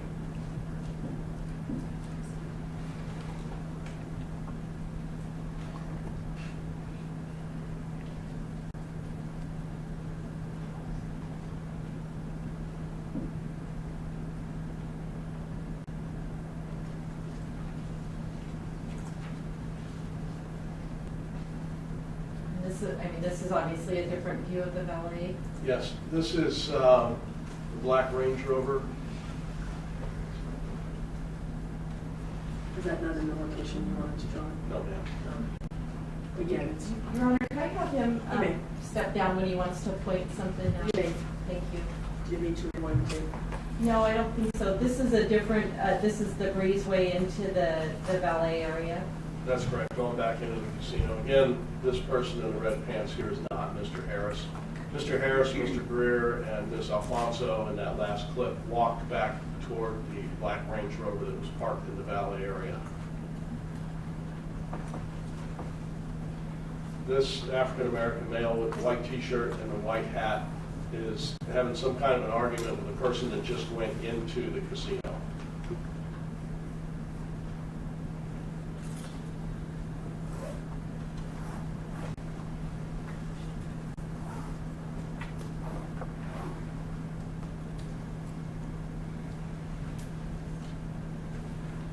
Are you able to see the Range Rover in this picture, or in Yes. this view? Can you, Uh, sorry, stand up though, or when we go back to it, point out where that is?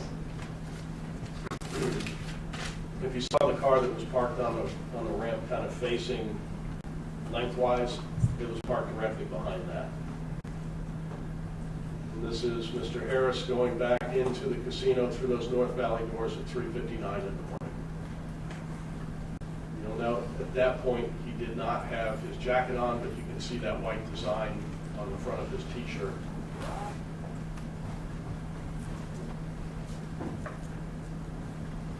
This is Mr. Irvin standing off to the top there talking with a lady.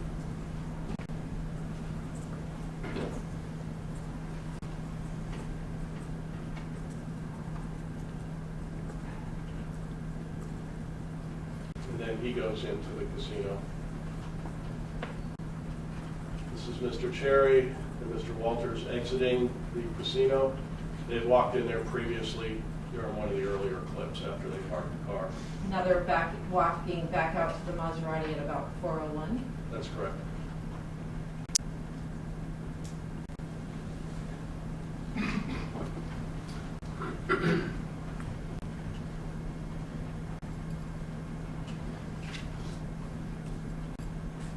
If you watch over there by that white pickup truck, you can see Mr. Harris pop in and out of view. Or I'm sorry, Mr. Cherry.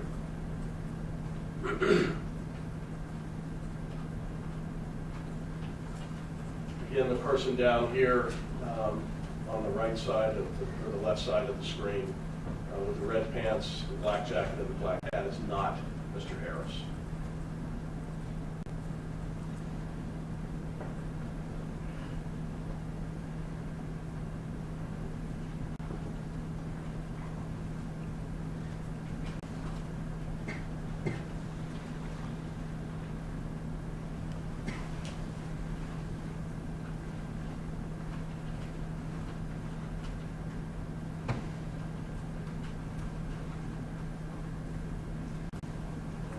Mr. Cherry walking across the valet area, across the entrance to the valet.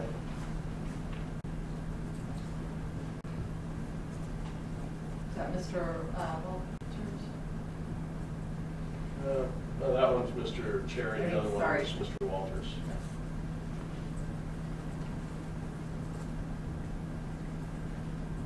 And then Mr. Cherry was standing there talking to the guy with the red pants on. Now Mr. Cherry, Mr. Walters walk into the casino.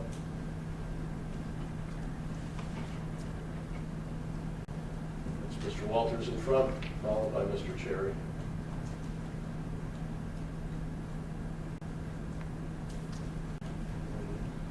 Mr. Cherry and Mr. Walters back out of the casino into the valet area. And that's at 4:05 in the morning. And they both come out into the valet area. Mr. Cherry out into the roadway. Mr. Walters walking across, shaking hands with the guy with the white shirt on. Now Mr. Cherry shaking hands with him.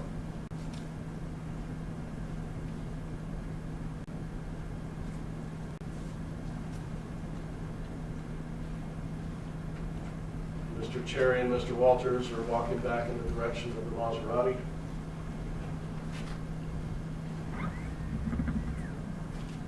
Now both are talking to the guy with the white shirt on.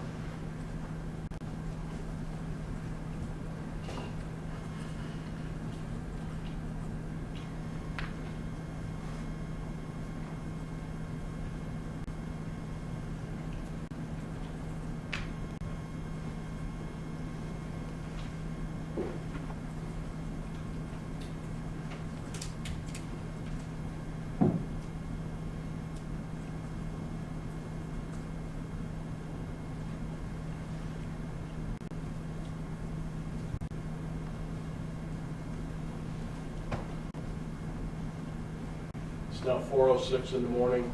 They're still standing there talking.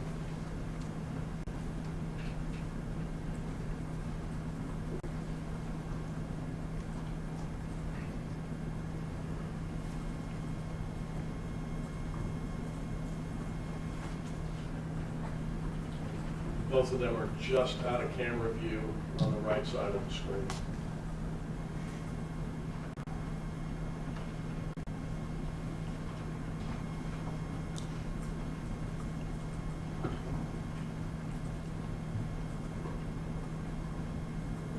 And now there's an altercation that breaks out between the guy in the white hoodie and then the African-American male in a white t-shirt and a white hat.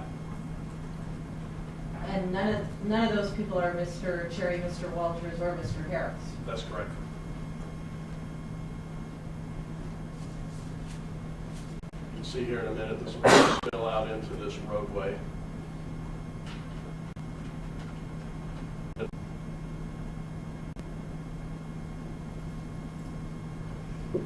this is Mr. Cherry standing there by that white cone. And now this guy with the black t-shirt and the tan pants gets into an altercation with the guy with the white hoodie.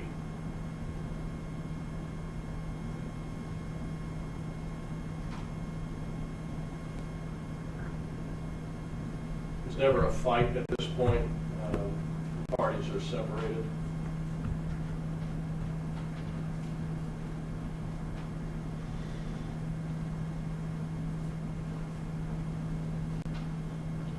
The guy with the tan pants comes back over here to where these cones are and points something, possibly a handgun, back in the direction of the people that are standing out there.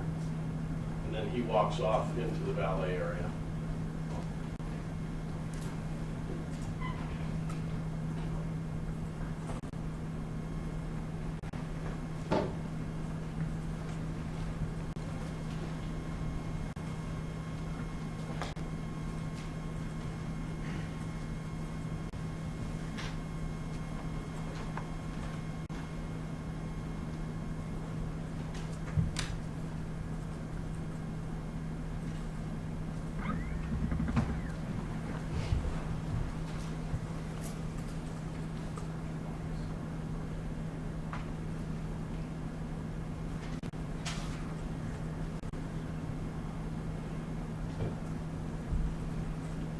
Mr. Cherry and Mr. Walters are standing there just on that roadway talking to the guy with the red pants on.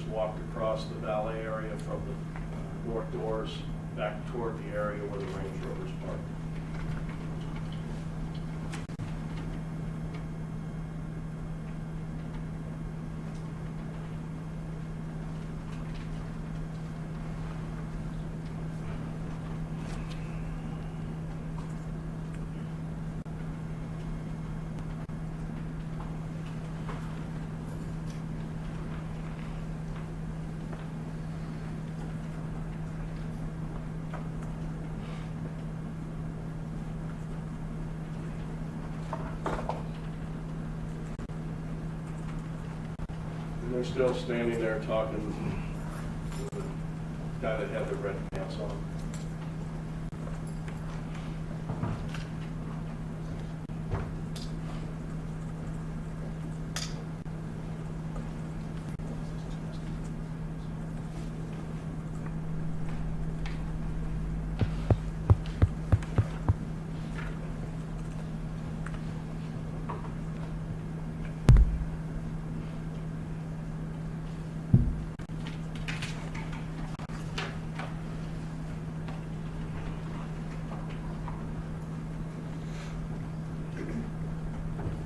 And this is Mr. Cherry and Mr. Walters walking into the valet parking area. We're going to back up a little bit in time here to 4:08 in the morning, and this just shows another angle of that fight that you saw earlier. And just to be clear, none of the people in it are Mr. Cherry, Mr. Walters, or Mr. Harris. That's correct.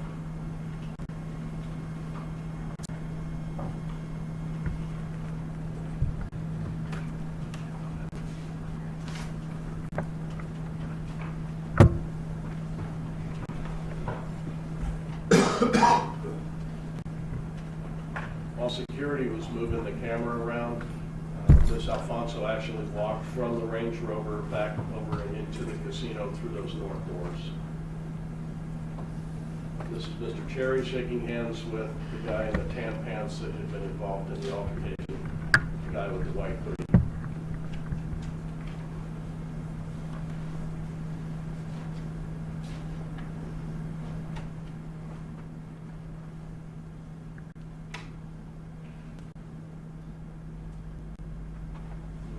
Mr. Cherry and Mr. Walters talking to the guy in the red pants.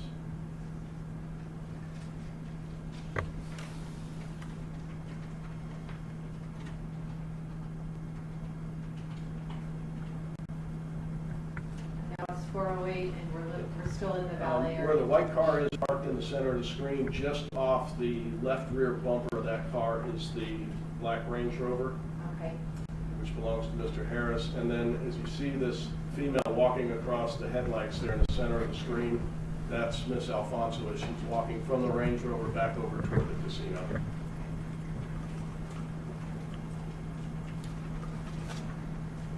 And this is 4:08 in the morning. And this 4:11, that's Mr. Harris exiting the casino, walking into the valet area.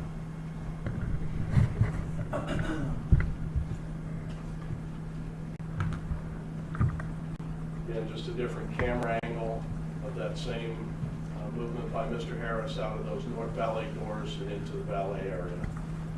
And you can see him walking across. That's correct. He's walking on the passenger side of that white pickup truck there about center screen, and then you'll see him walk back off to the left side of the screen over toward the black Range Rover. And the person that's walking with him, I believe, is Mr. Greer.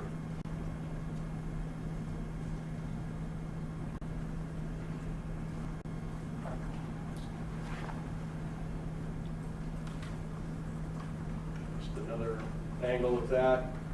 Mr. Greer and Mr. Harris walked over to the Range Rover, which again is behind that white car with the sunroof there in the center of the screen.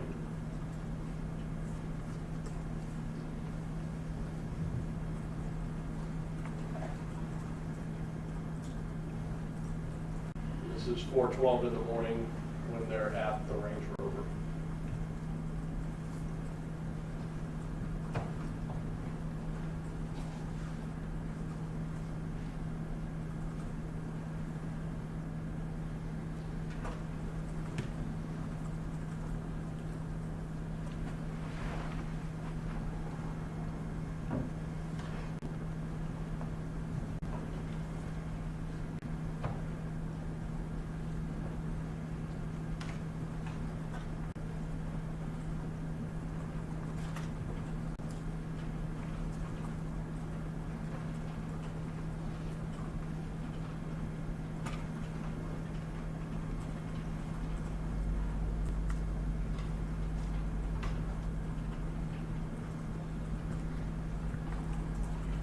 At this point, Mr. Walters and Mr. Cherry are getting back to the Maserati. You can see the two of them standing over there. The Maserati is the silverish colored car parked with the headlights that just came on. And that's in the upper left part of the screen? That's correct. And Mr. Harris, at this point, walked over to the driver's side of the Maserati. And this is just the reverse angle of that. You can see Mr. Harris coming from the area of the Range Rover, and then Mr. Cherry and Mr. Walters at the Maserati.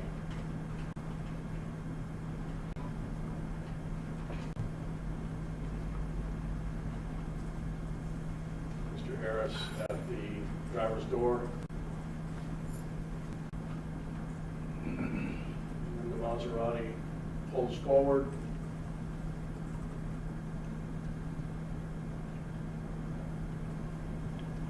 And they're leaving the valet area at 4:13:44 in the morning. And Mr. Harris is still in that valet area walking around.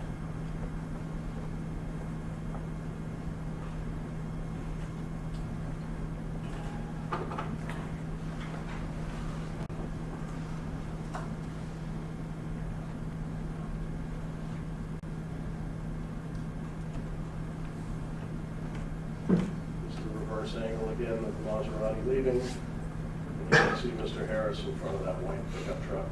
Now, this is an aerial view of that loop? That's correct.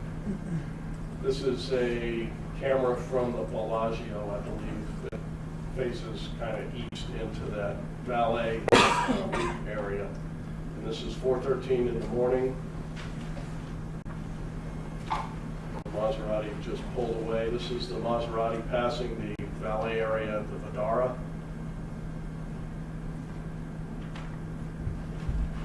And then at 4:14, the Maserati actually made a turn in the wrong direction to go west on Harmon. Now this, Yeah, I want to stop for a second.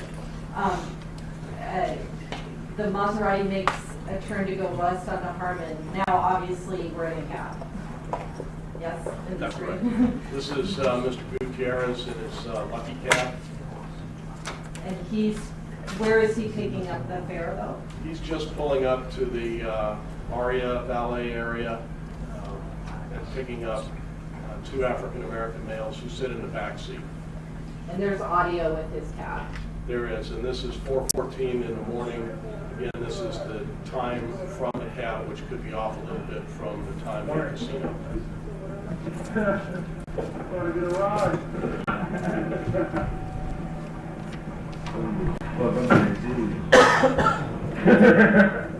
Where are we going? Now he's pulling through the valet area. You'll see him come around on the loop there. That's him pulling down at 4:15 in the morning to pull out onto Harmon. And this is Mr. Harris walking back to the Range Rover. This is 4:15 in the morning.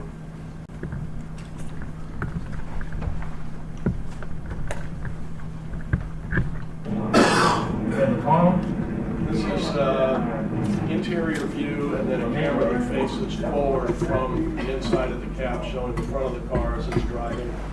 And this is the cab as it's traveling on Harmon. And it actually pulls to a stop right at Harmon and Las Vegas Boulevard to go north on Las Vegas Boulevard. And that would be obviously from heading into the direction of Flamingo. That's correct. This is just another view from a different surveillance camera. I believe this camera belongs to the police department. You see the Range Rover pull out here. It'll turn its lights on in just a second. Not right there. That's the Range Rover as it pulls out. And then the Range Rover goes around the loop and pulls out onto Harmon to go toward Las Vegas Boulevard. And I think you said it'll be a left turn that you make to go north on Las Vegas Boulevard. That's correct. And this is 4:16 in the morning. Again, the times could be off by a couple minutes, so there's some There's different. sequencing there. There's different agency cameras, like it's not all one surveillance entity. That's correct.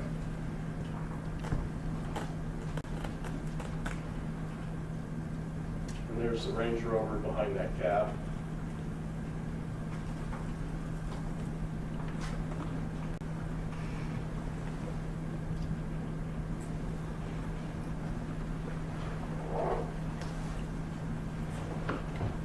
Here's the Range Rover pulling up to the intersection there of Harmon and Las Vegas Boulevard.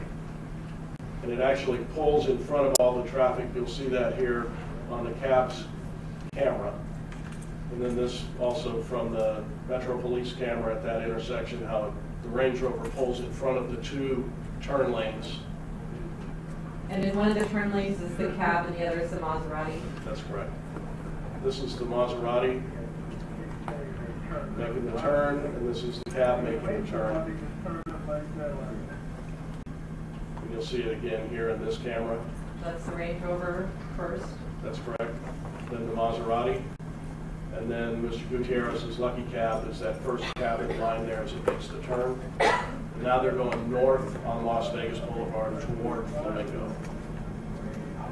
The first intersection they're going to get to is Paris and Bellagio. And this is 4:18 in the morning. They're traveling north. The Range Rover is directly in front of the cab with his blinker on. And the Maserati is in the, what we call the number 2 lane to go north on Las Vegas Boulevard. That would be on the right. As That's we're correct. looking over the hood of the cab. Yes. So they're a couple feet between the passenger side of the Range Rover at this point and the driver's side of the Maserati.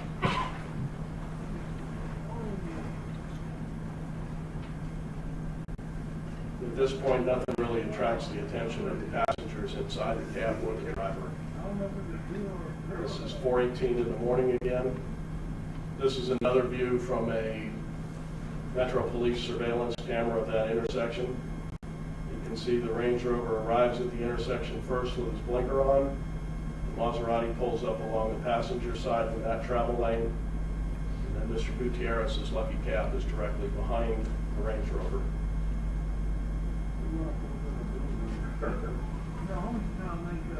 The light turns green, and you'll see the Range Rover actually encroach on the Maserati's travel lane. And can you hear the shot? You can, if you turn the volume up. Yeah. And here you can see how close they are as they travel north. And this is just getting through the intersection, and again, the Lucky Cab is directly behind the Range Rover.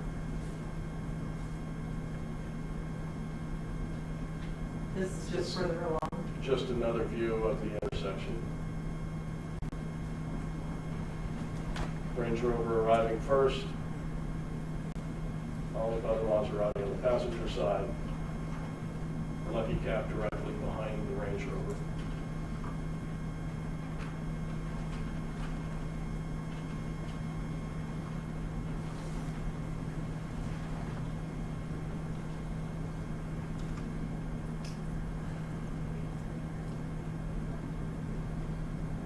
I'm not going to talk as this next sequence comes up because it'll be the Range Rover and the Maserati going north on Las Vegas Boulevard, followed by the cab. And then I want you to listen for the first gunshot.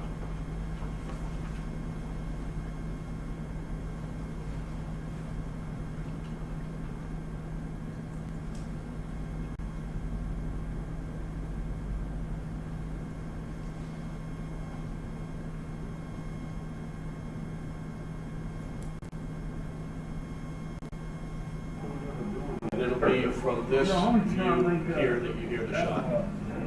If it's from daytime, you know it's a nigga. If nighttime, you know it's a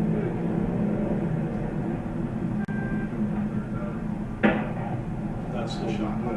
That's the first shot. And that's at the cab's cam 4:19 in the morning. And this next view we have is from, I guess, still along Las Vegas Boulevard. That's correct. And that was the Range Rover first, followed by the Maserati. Just another angle of that same shot. You see the Range Rover traveling first, followed by the Maserati.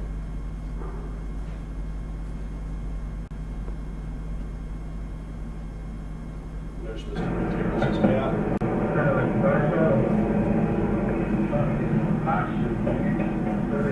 Those are more shots. As they're traveling north on Las Vegas Boulevard. When you listen to it, how many shots do you hear? It's either 2 or 3 shots, because there could be an echo. And that's the explosion at 4:19:22 in the morning. The first shot that occurs at the very first shot, like as they pull away and the Range Rover encroaches into the lane, is that one isolated before the other ones? Yes, there's a few seconds in between that single shot and then the multiple shots that you hear as they're traveling north on Las Vegas Boulevard.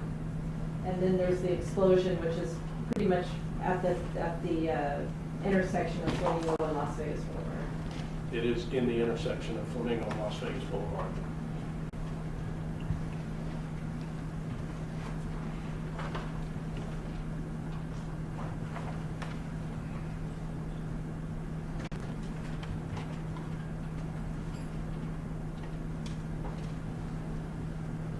Go ahead.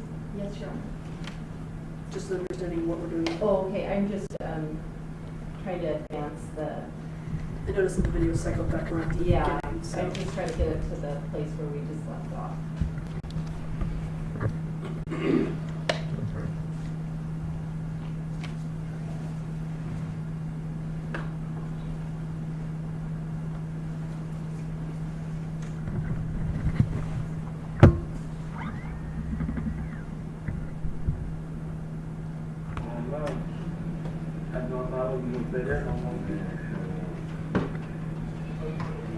And from this angle here, looking out the front of the cab, you'll see how the Range Rover kind of moves in toward the driver's side of the cab.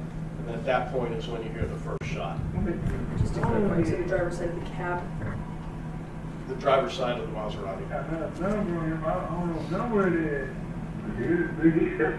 don't know if it's a dude or a girl though.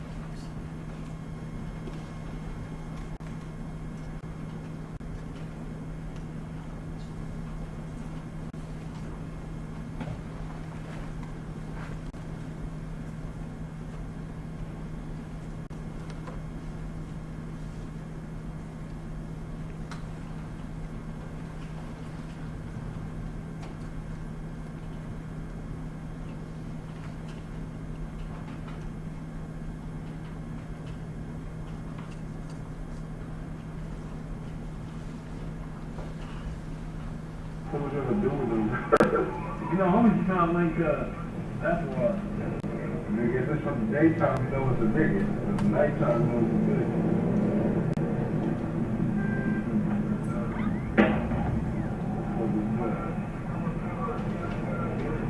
Cracking like that. After that first shot, the Range Rover goes in front of the Maserati. That's correct. Do they switch positions, or is the Range Rover ever on the, I guess, driver's side of the Maserati again?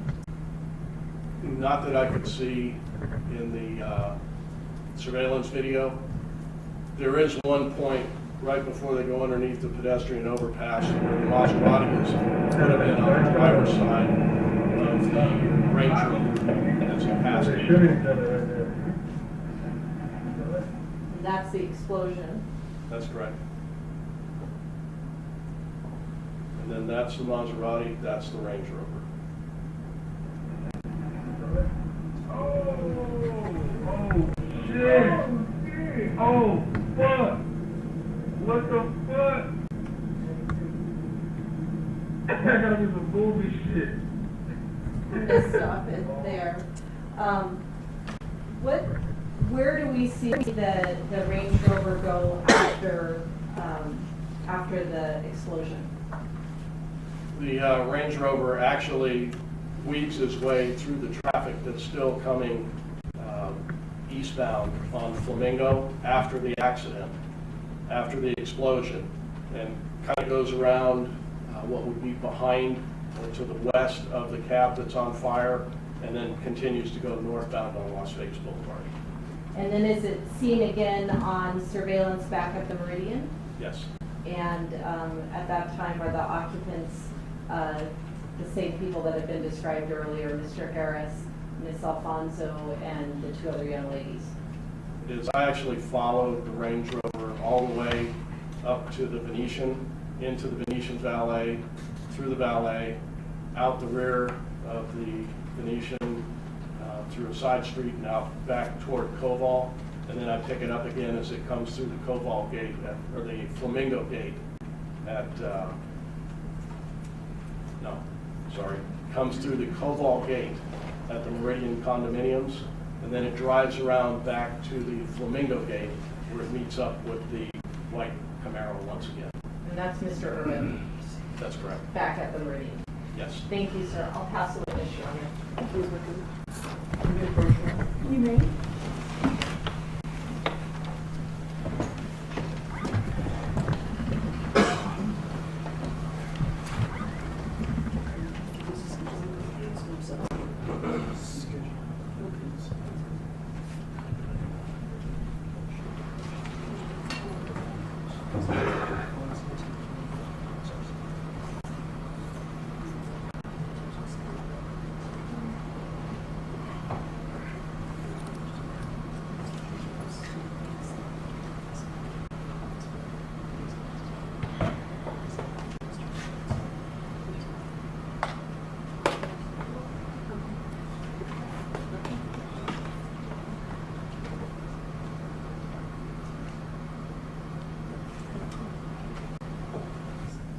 Ladies and gentlemen, just having a scheduling conference with council as it is almost 5 o'clock, about 10 minutes till. We are going to go ahead and adjourn for the evening, have our evening recess.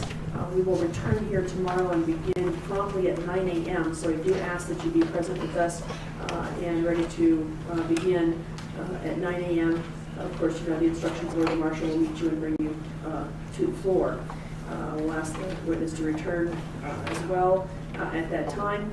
During your overnight recess, you are admonished that you are not to talk or converse among yourselves or with anyone else on any subject connected with this trial, or read, watch, or listen to any report of or commentary on the trial, or any person connected with this trial by any medium of information, including without limitation newspapers, television, radio, or internet, or social media, or form or express any opinion on any subject connected with the trial until the case is finally submitted to you. Have a good evening. We'll see you tomorrow at 9 a.m. That's where place the notebooks in the chair.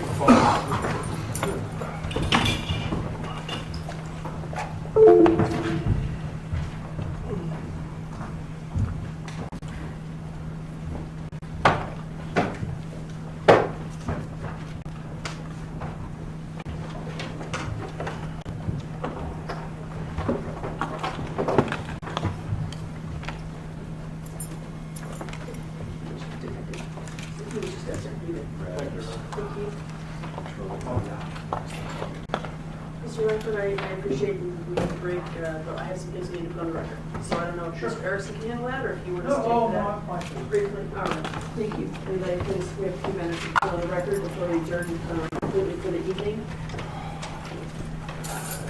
We just did confirm at the bench that the detective could return, so we anticipate to begin with his testimony at 9 a.m.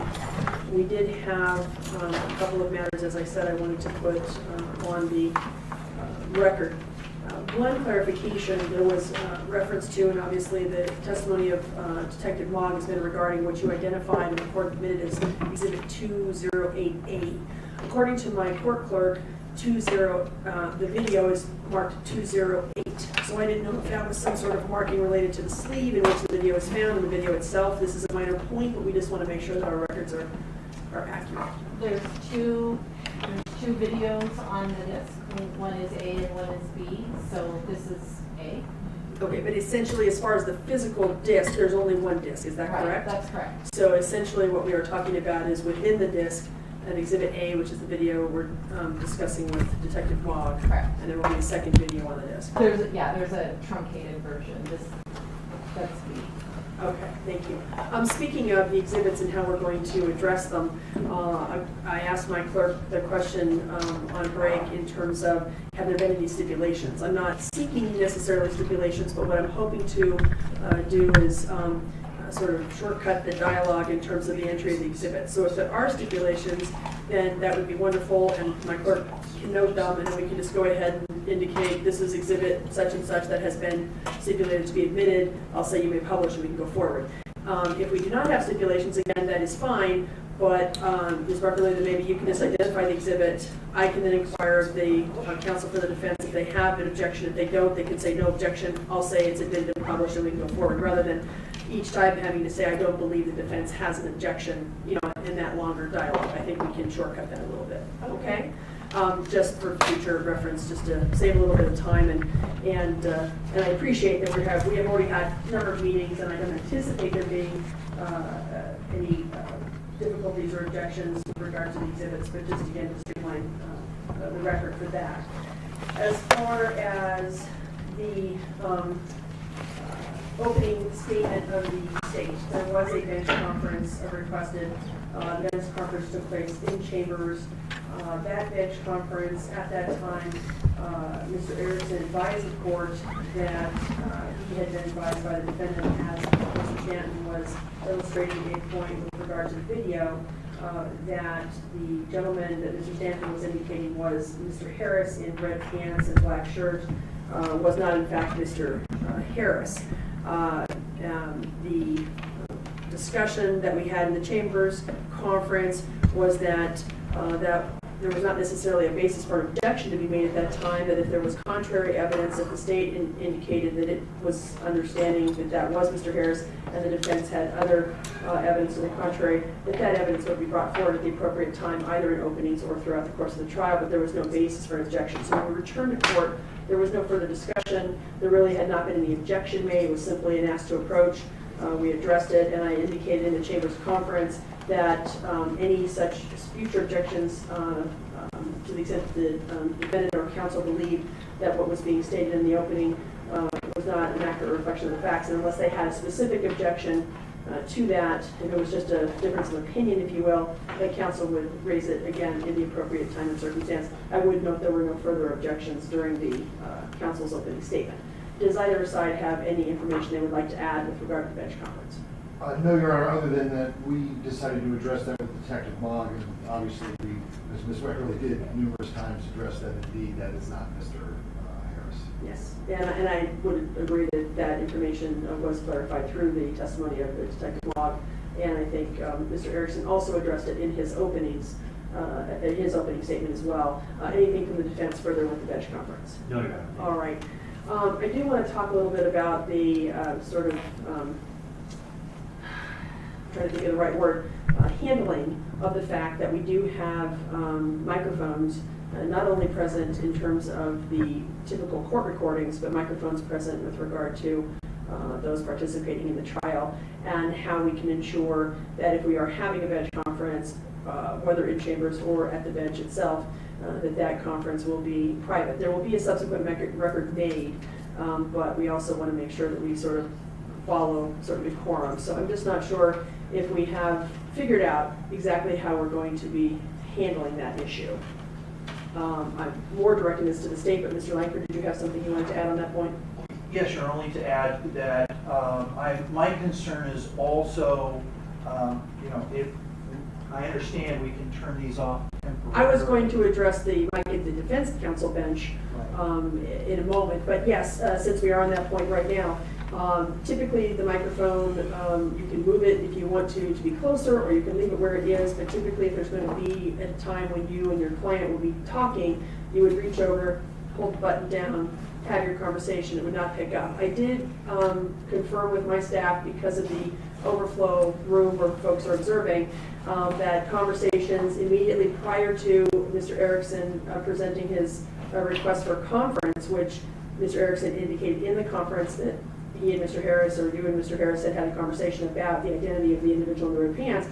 Also, I could not hear what was being said, but I could understand that there was discussion at the council table shortly after that objection was made and we returned, or that request for conference was made and we returned to the courtroom. I inquired of my staff whether or not anybody in the adjacent room heard anything being said at the defense table, and I was assured that they did not.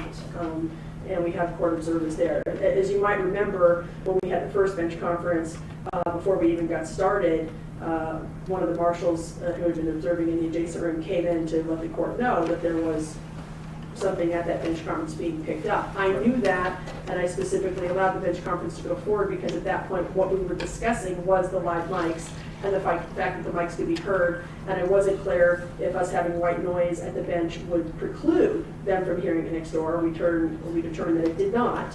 And so that is why I called for the next bench conference to be in chambers, and we assured that the microphones were off.